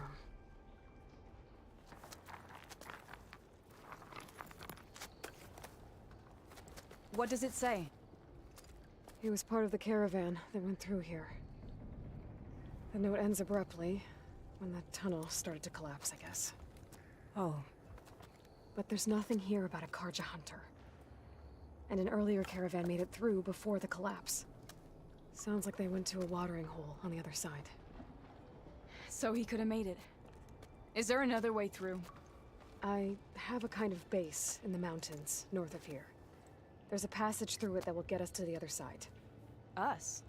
You know, Hawk and Thrush. We'll find your friend together. Head to the western outskirts of Plainsong. There's a path in the foothills there that leads up to the base. I'll make sure someone greets you there and shows you the way through. Then I'll meet you at the camp on the other side as soon as I can. Thank you, Aloy. I knew running into you would bring good luck. Here, take this. May it help on your own hunt. I'll see you at the camp.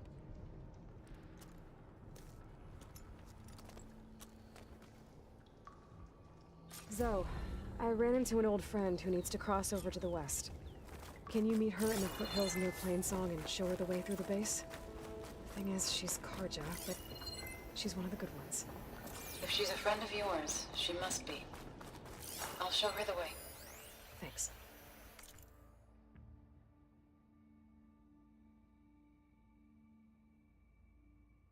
Talana seems really worried about her friend. I should look for her at the Osram camp when I'm out that way.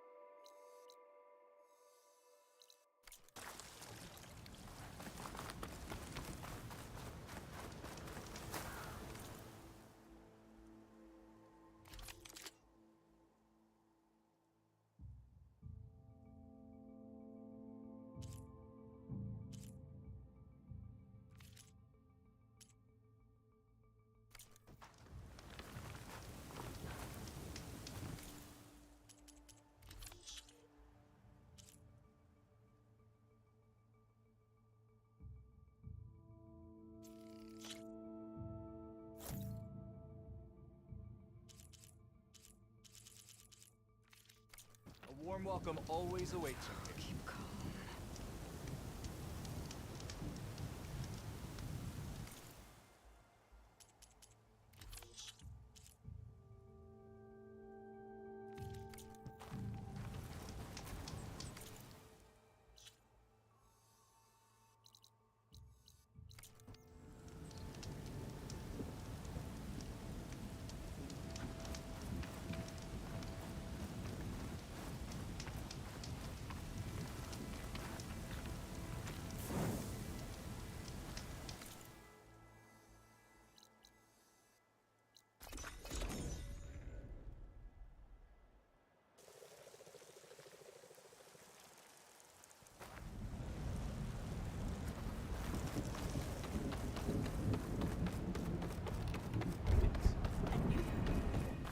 May your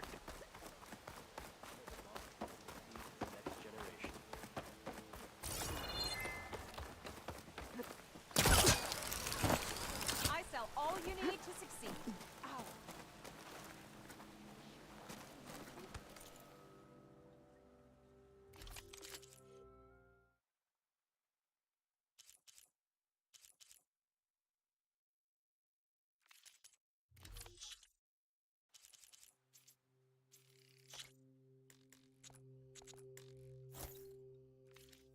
May the hunt reward you.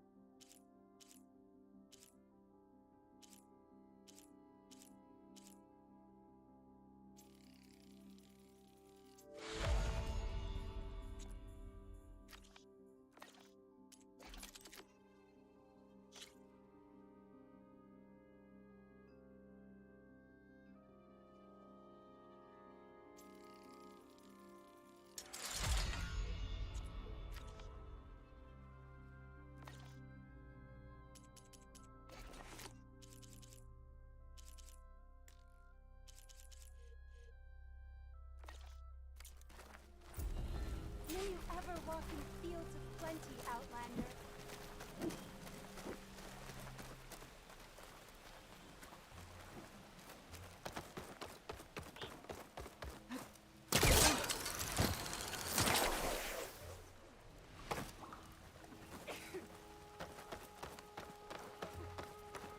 Oh, hi.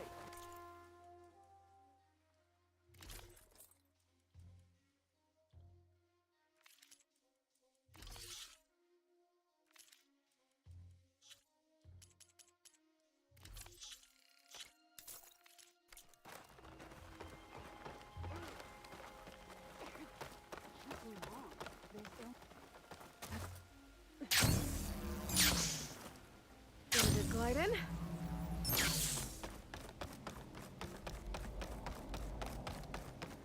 May the land fill you that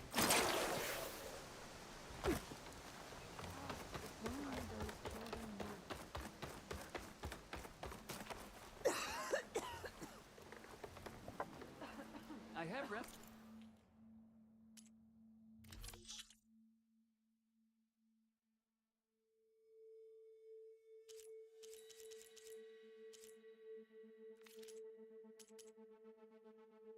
Goodies if you need.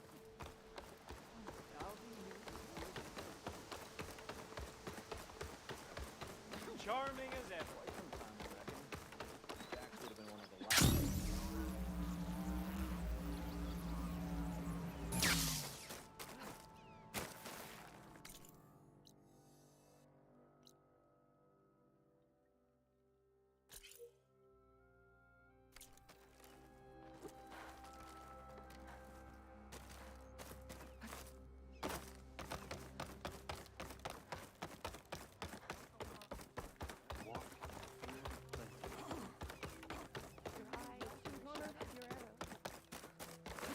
all's well. Did you word for someone to Thought that blind knock toy was Aloy, welcome. Corey sounds good. I wouldn't say losing his sight was a boon, but it has helped him discover his true calling. The Utaru might not be a match for the Tanakh on the battlefield, but at least they know the value of a song. Have you seen Sakura again? Not yet.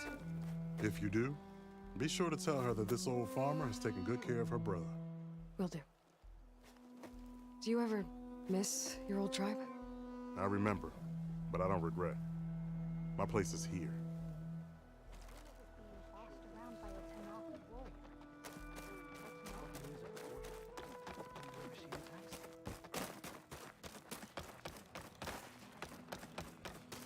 We got rations for everyone. You just let me know what you need.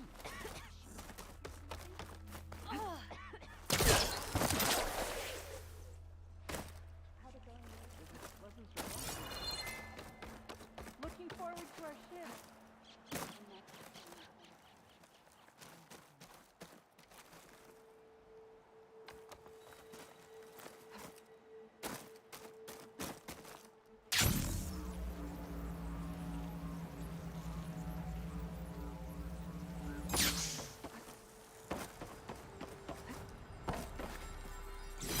Nice.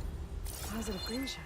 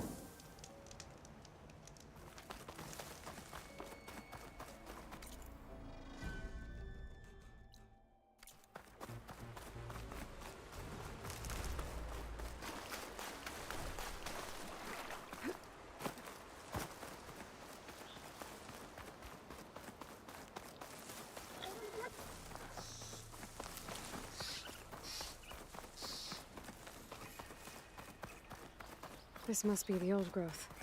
Shill said the hunting party was attacked near here. Best place to start looking for the hunter's seed pouches.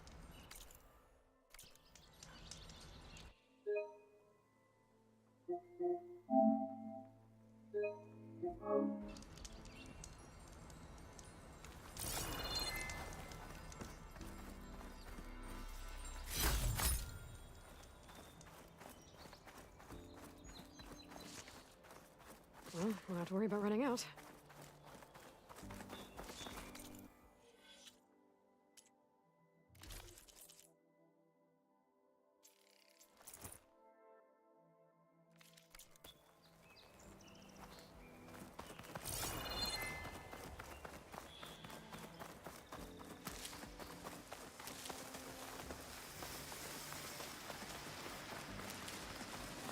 There's a dead Utaru in the clearing. Must be one of the hunters. Gotta take out these machines before I can grab the seed pouch.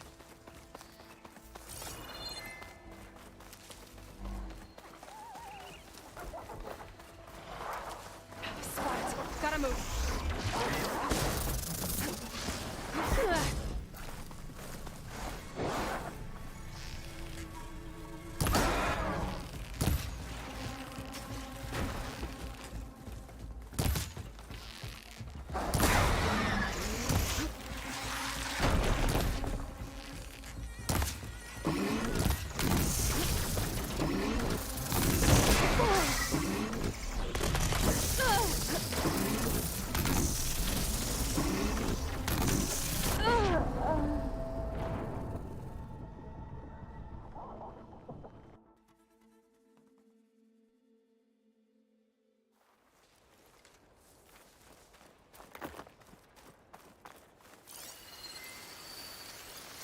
No point using fire against that.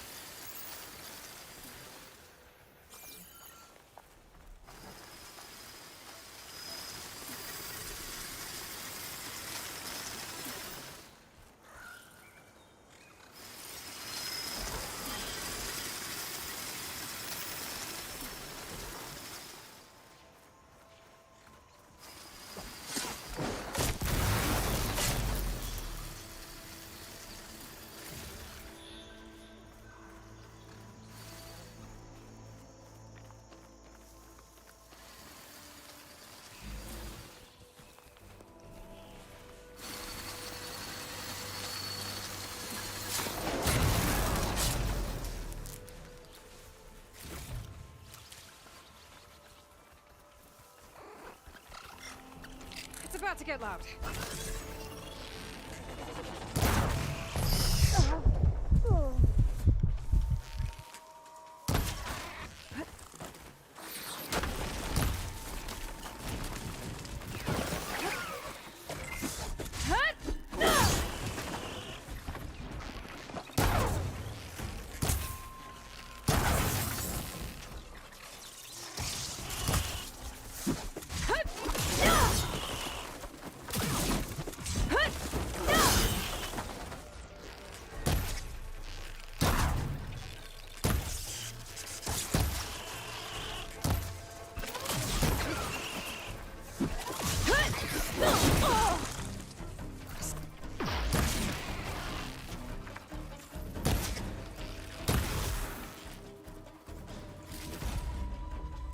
Okay.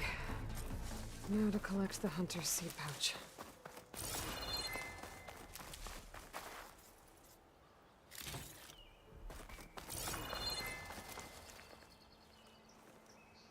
Got the pouch, but where are the other hunters? And the claw strider that attacked them. Better check for tracks with my focus.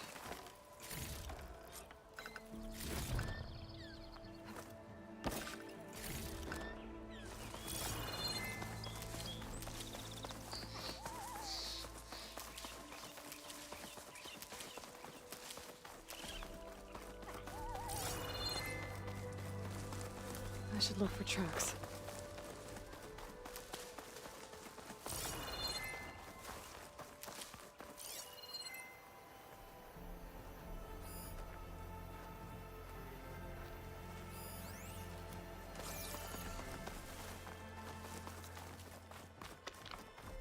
There. Claw strider tracks.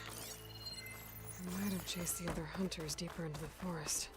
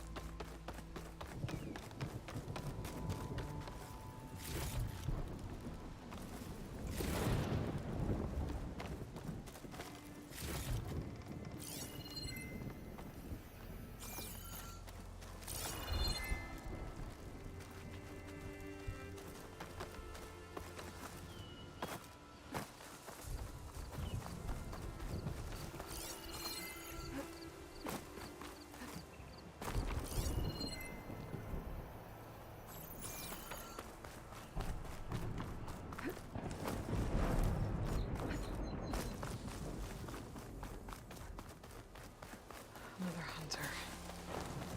Claw strider must have caught up to them. Okay, got the seed pouch. Better pick up the Claw strider's tracks and keep going.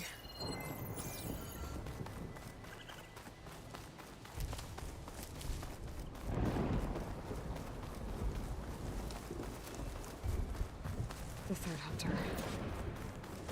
I should collect their seed pouch.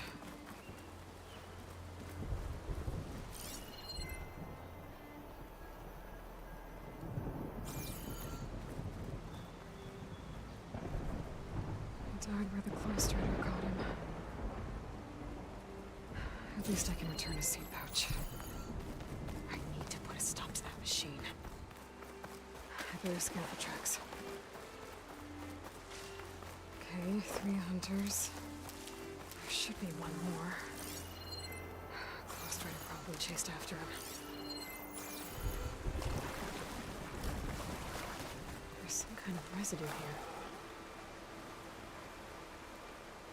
It's sticky, like tree sap. I don't think it was from the Claw strider. Maybe from a weapon? Looks like the Claw strider continued up the cliff. Lau gave it quite the chase.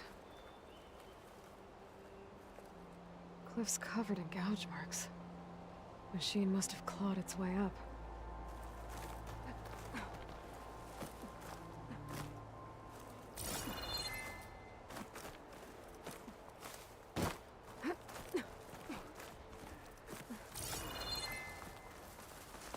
More residue.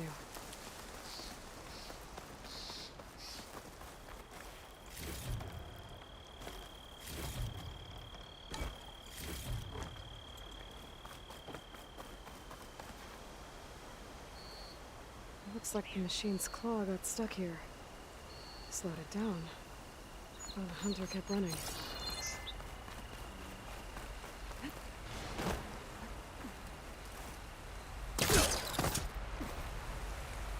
Useful for making dyes.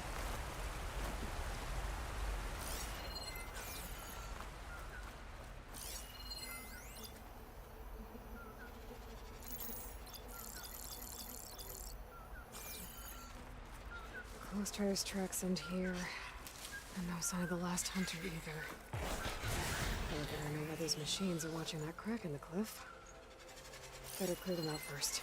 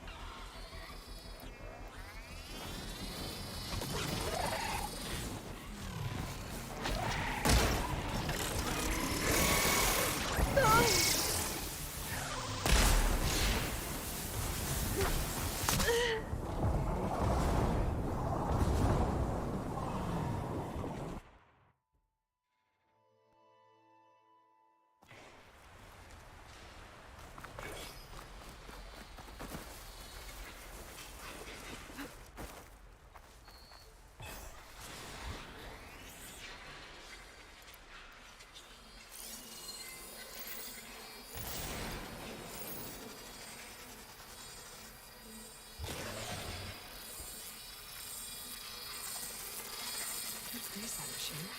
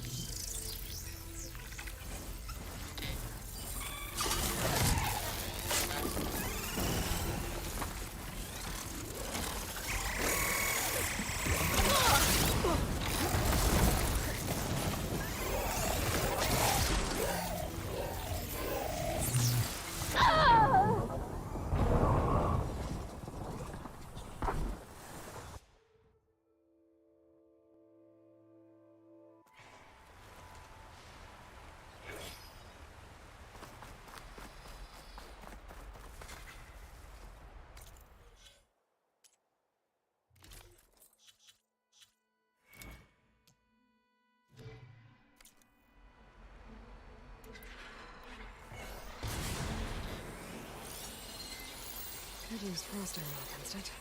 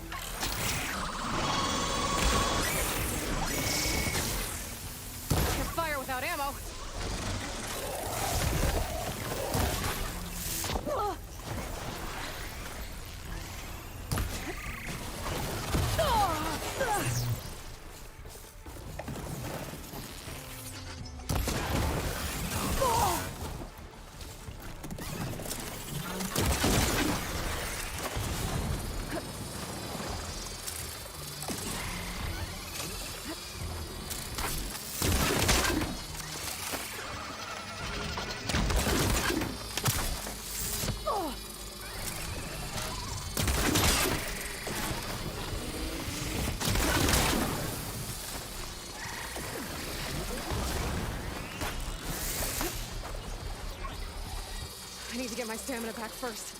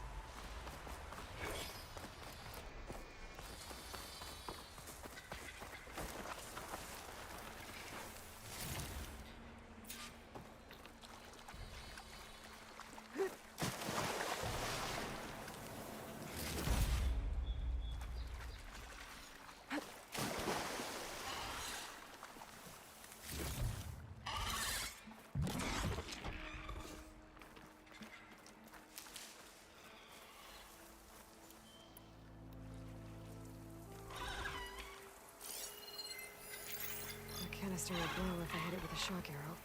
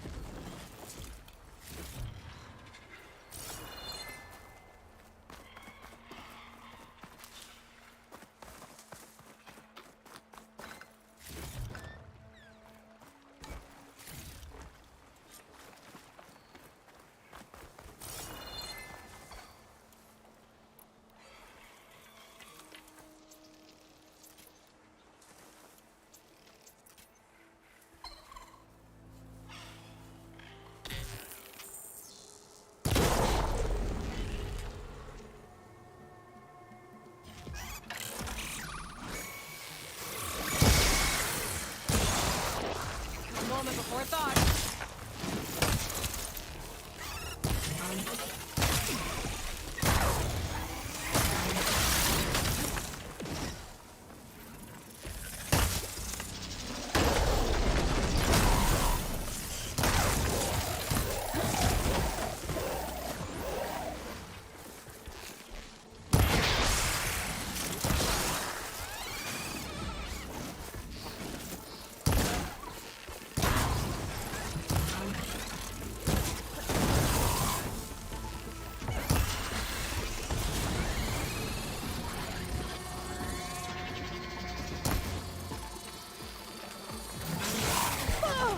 Pain subsiding.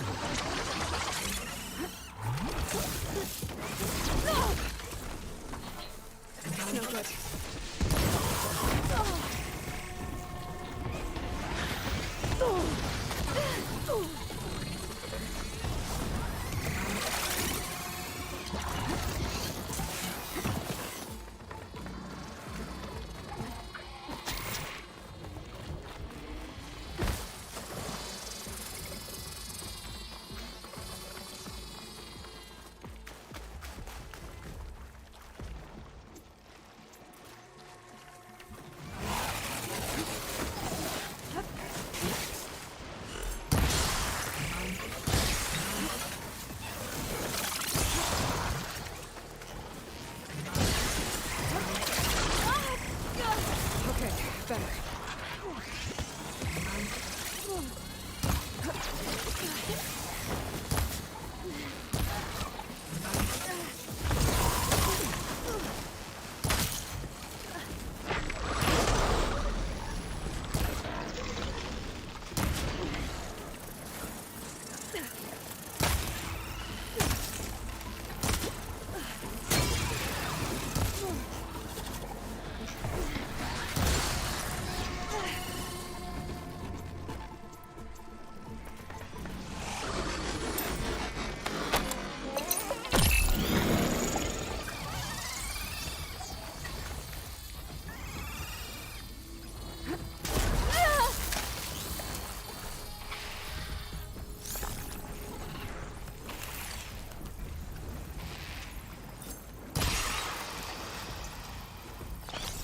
Wait, build up my stamina.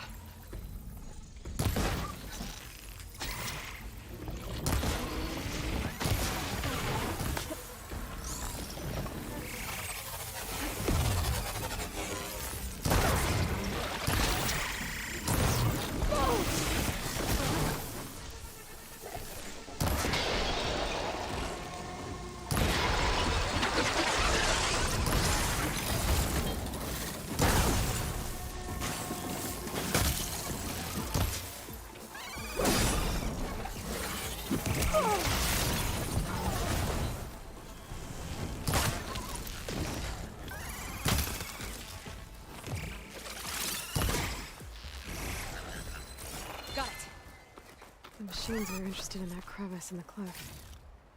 I should check it out. Got a feeling Lao was pretty resourceful.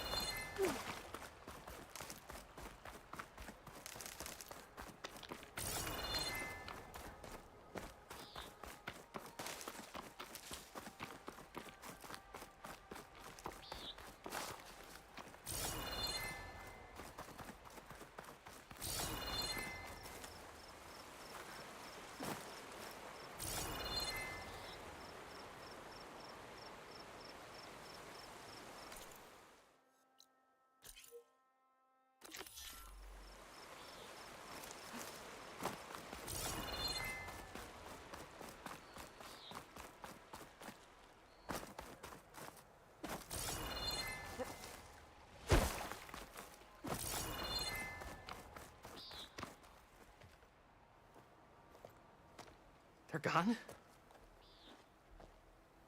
I wasn't expecting a rescue. Thank you, Outlander. I'm after the Claw Strider. Where did it go? You're hunting it? It's okay. I fought bigger. Who are you? Just stay here while I try to pick up its trail. I'll let you know when it's... I can handle it from here.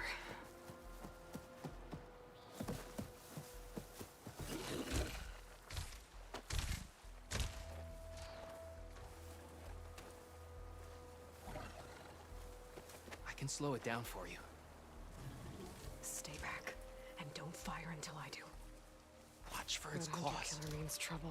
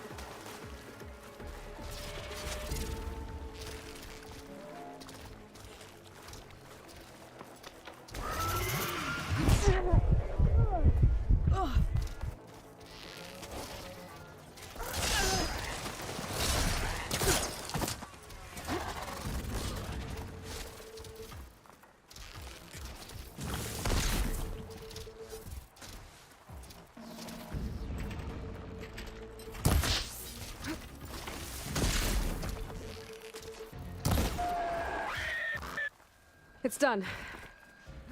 We did it!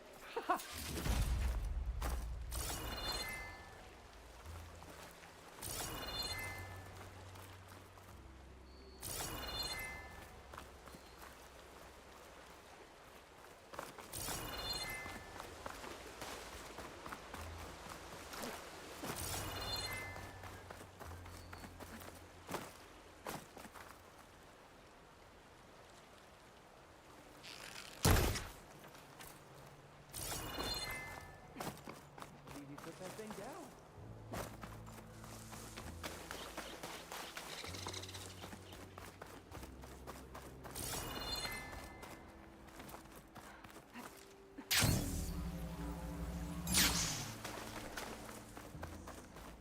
It's Lau, right? Ben thinks he left you for dead. He made it back. I was worried about him. He said you saved him by getting the Claw Strider to chase you. And he saved me by sending you after me, so we're even.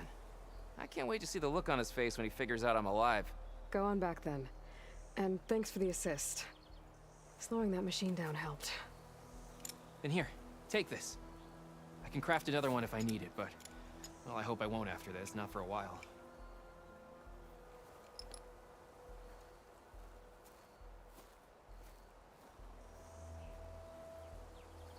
One more hunter gets to go home. Now I just have to return the seed pouches to Shale.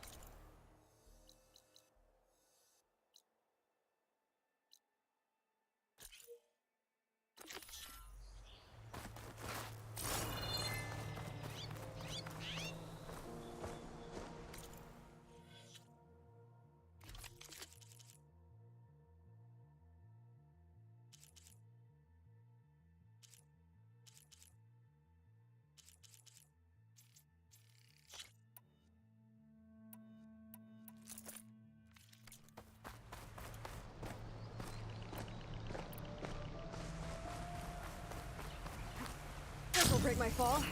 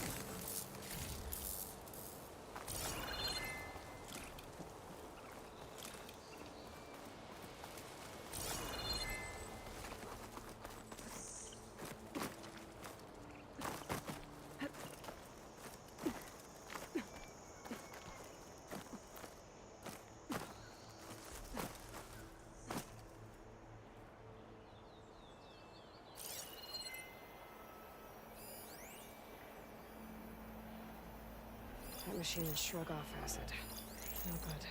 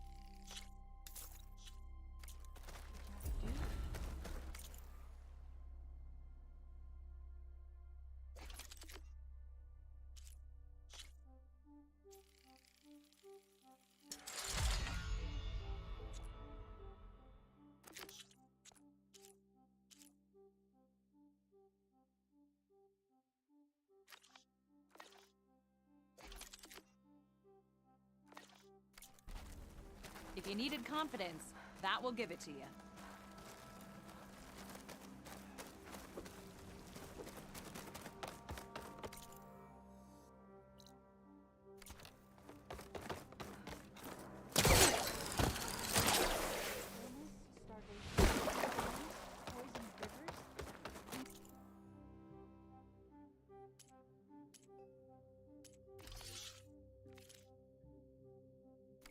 I'm sure I'll have something for you next time.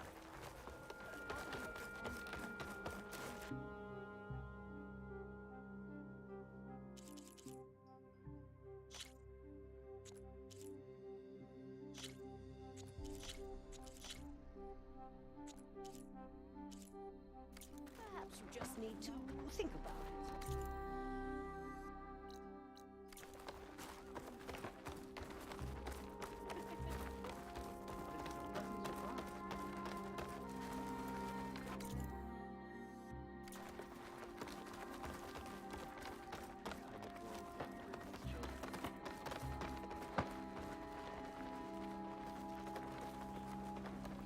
Take a moment to appreciate my wares, especially the armor.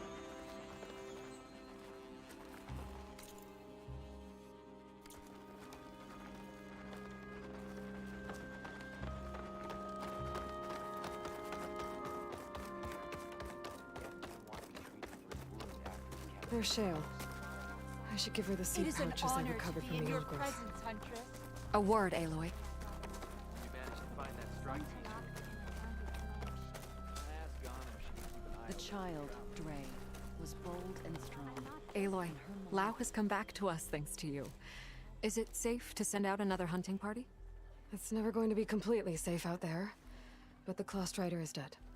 Here. The seed pouches. I'll see that these are returned to their families for planting and remembrance.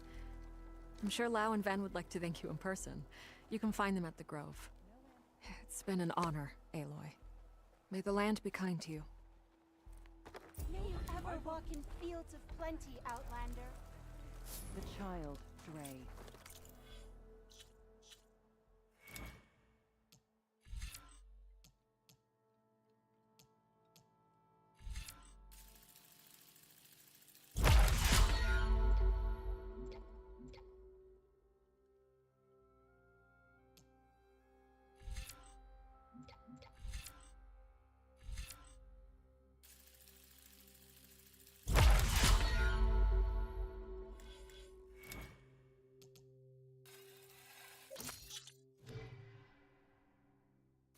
Bold and strong, and her mind was full of questions.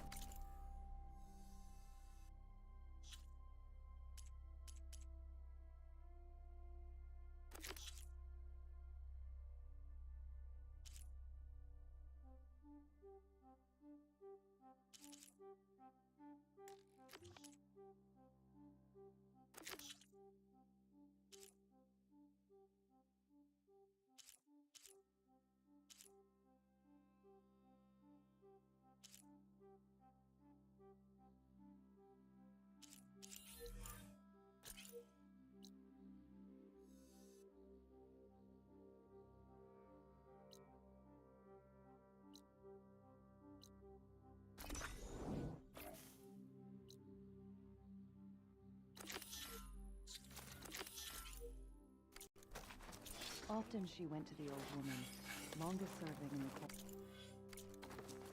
who would look up from her. You are one The course will hear of what you did for us, Aloy.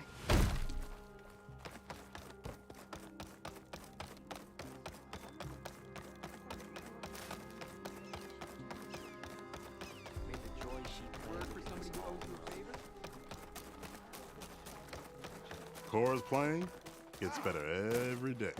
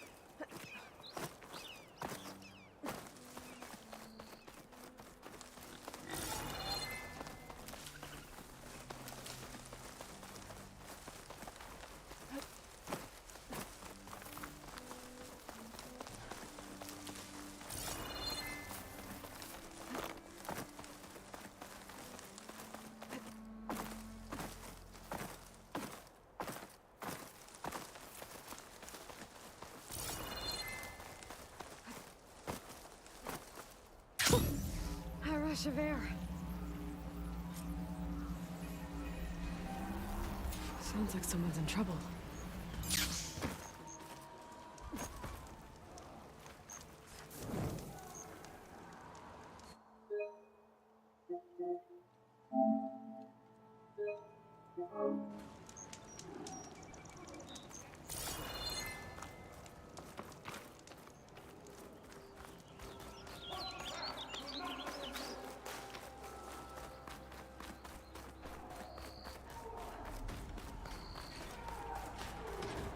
Protect Riverhead! Over there! You see? More sneaking around. Don't let them surround you! Concentrate on fire!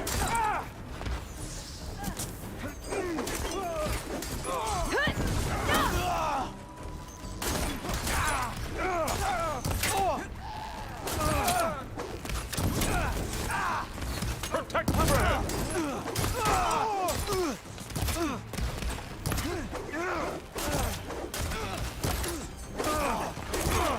We can't let them defile our home!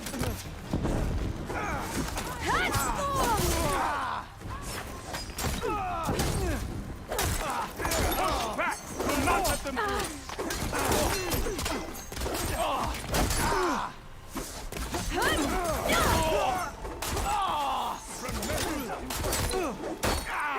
Contain them!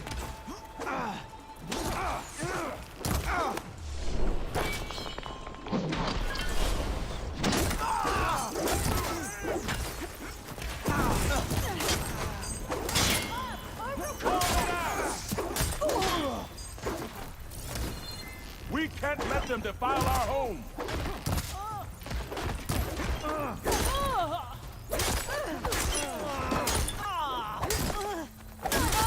Defile our home!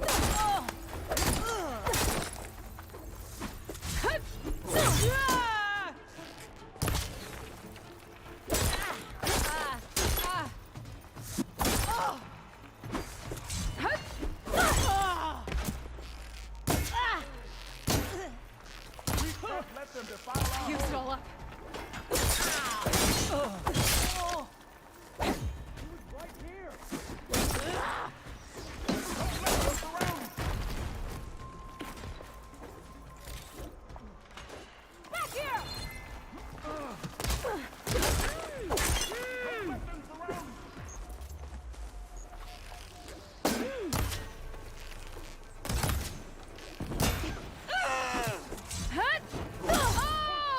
Do not let them through!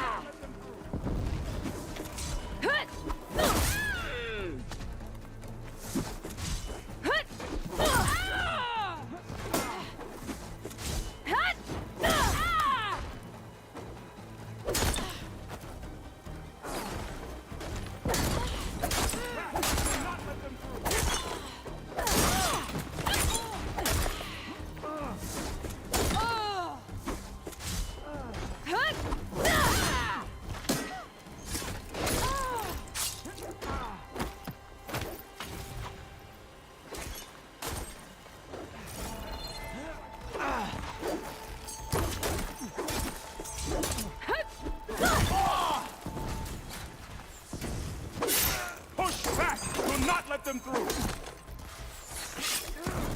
Find a weak spot!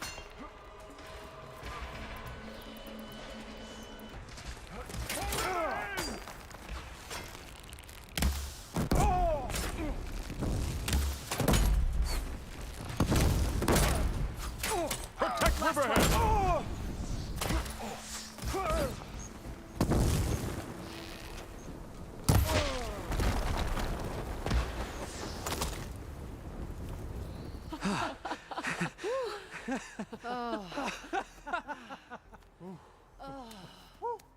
Save those smiles for your families.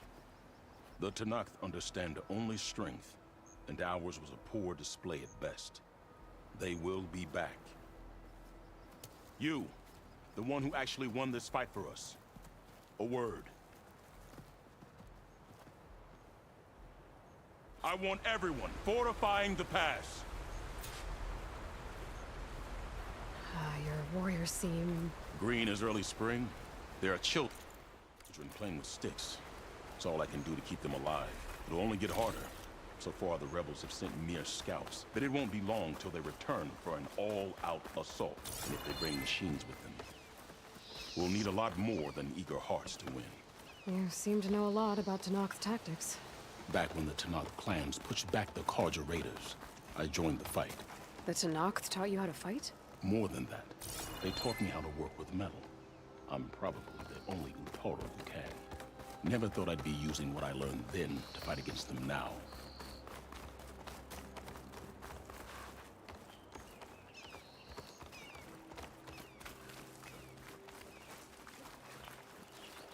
We may speak freely here.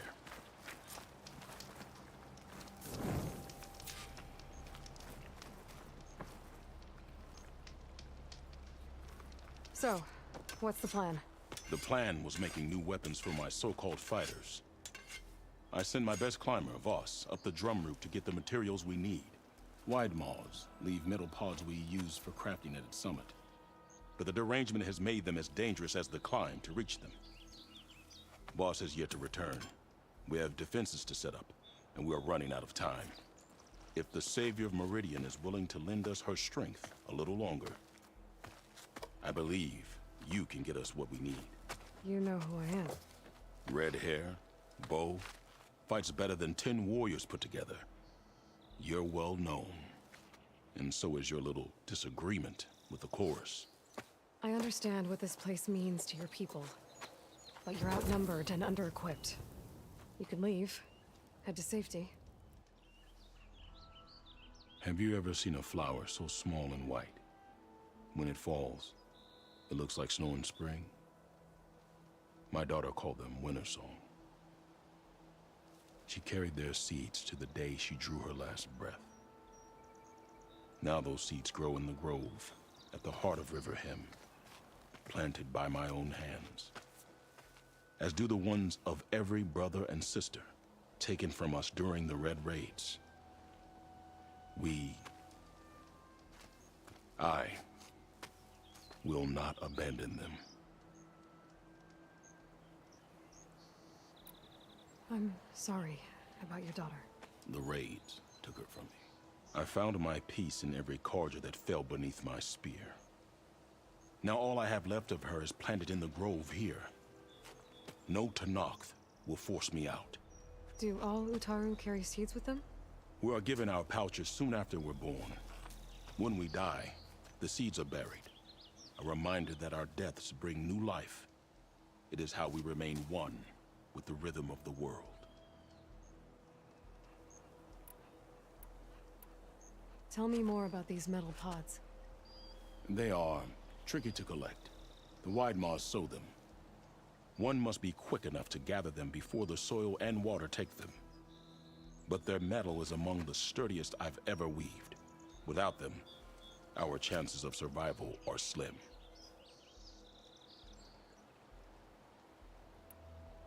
Oh, if there's no convincing you to leave, I guess we're making some weapons.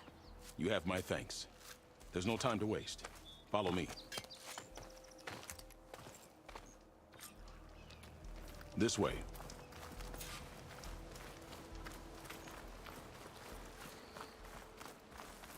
With those pods and a whole lot of luck, we just might get out of this alive. Let's hope these sprouts can hold their ground against a squad of machines. I can only cover so much ground, and my joints aren't what they used to be. Looked to me like they chose to stay here as much as you did. It'll be the fight of their lives, that's for sure.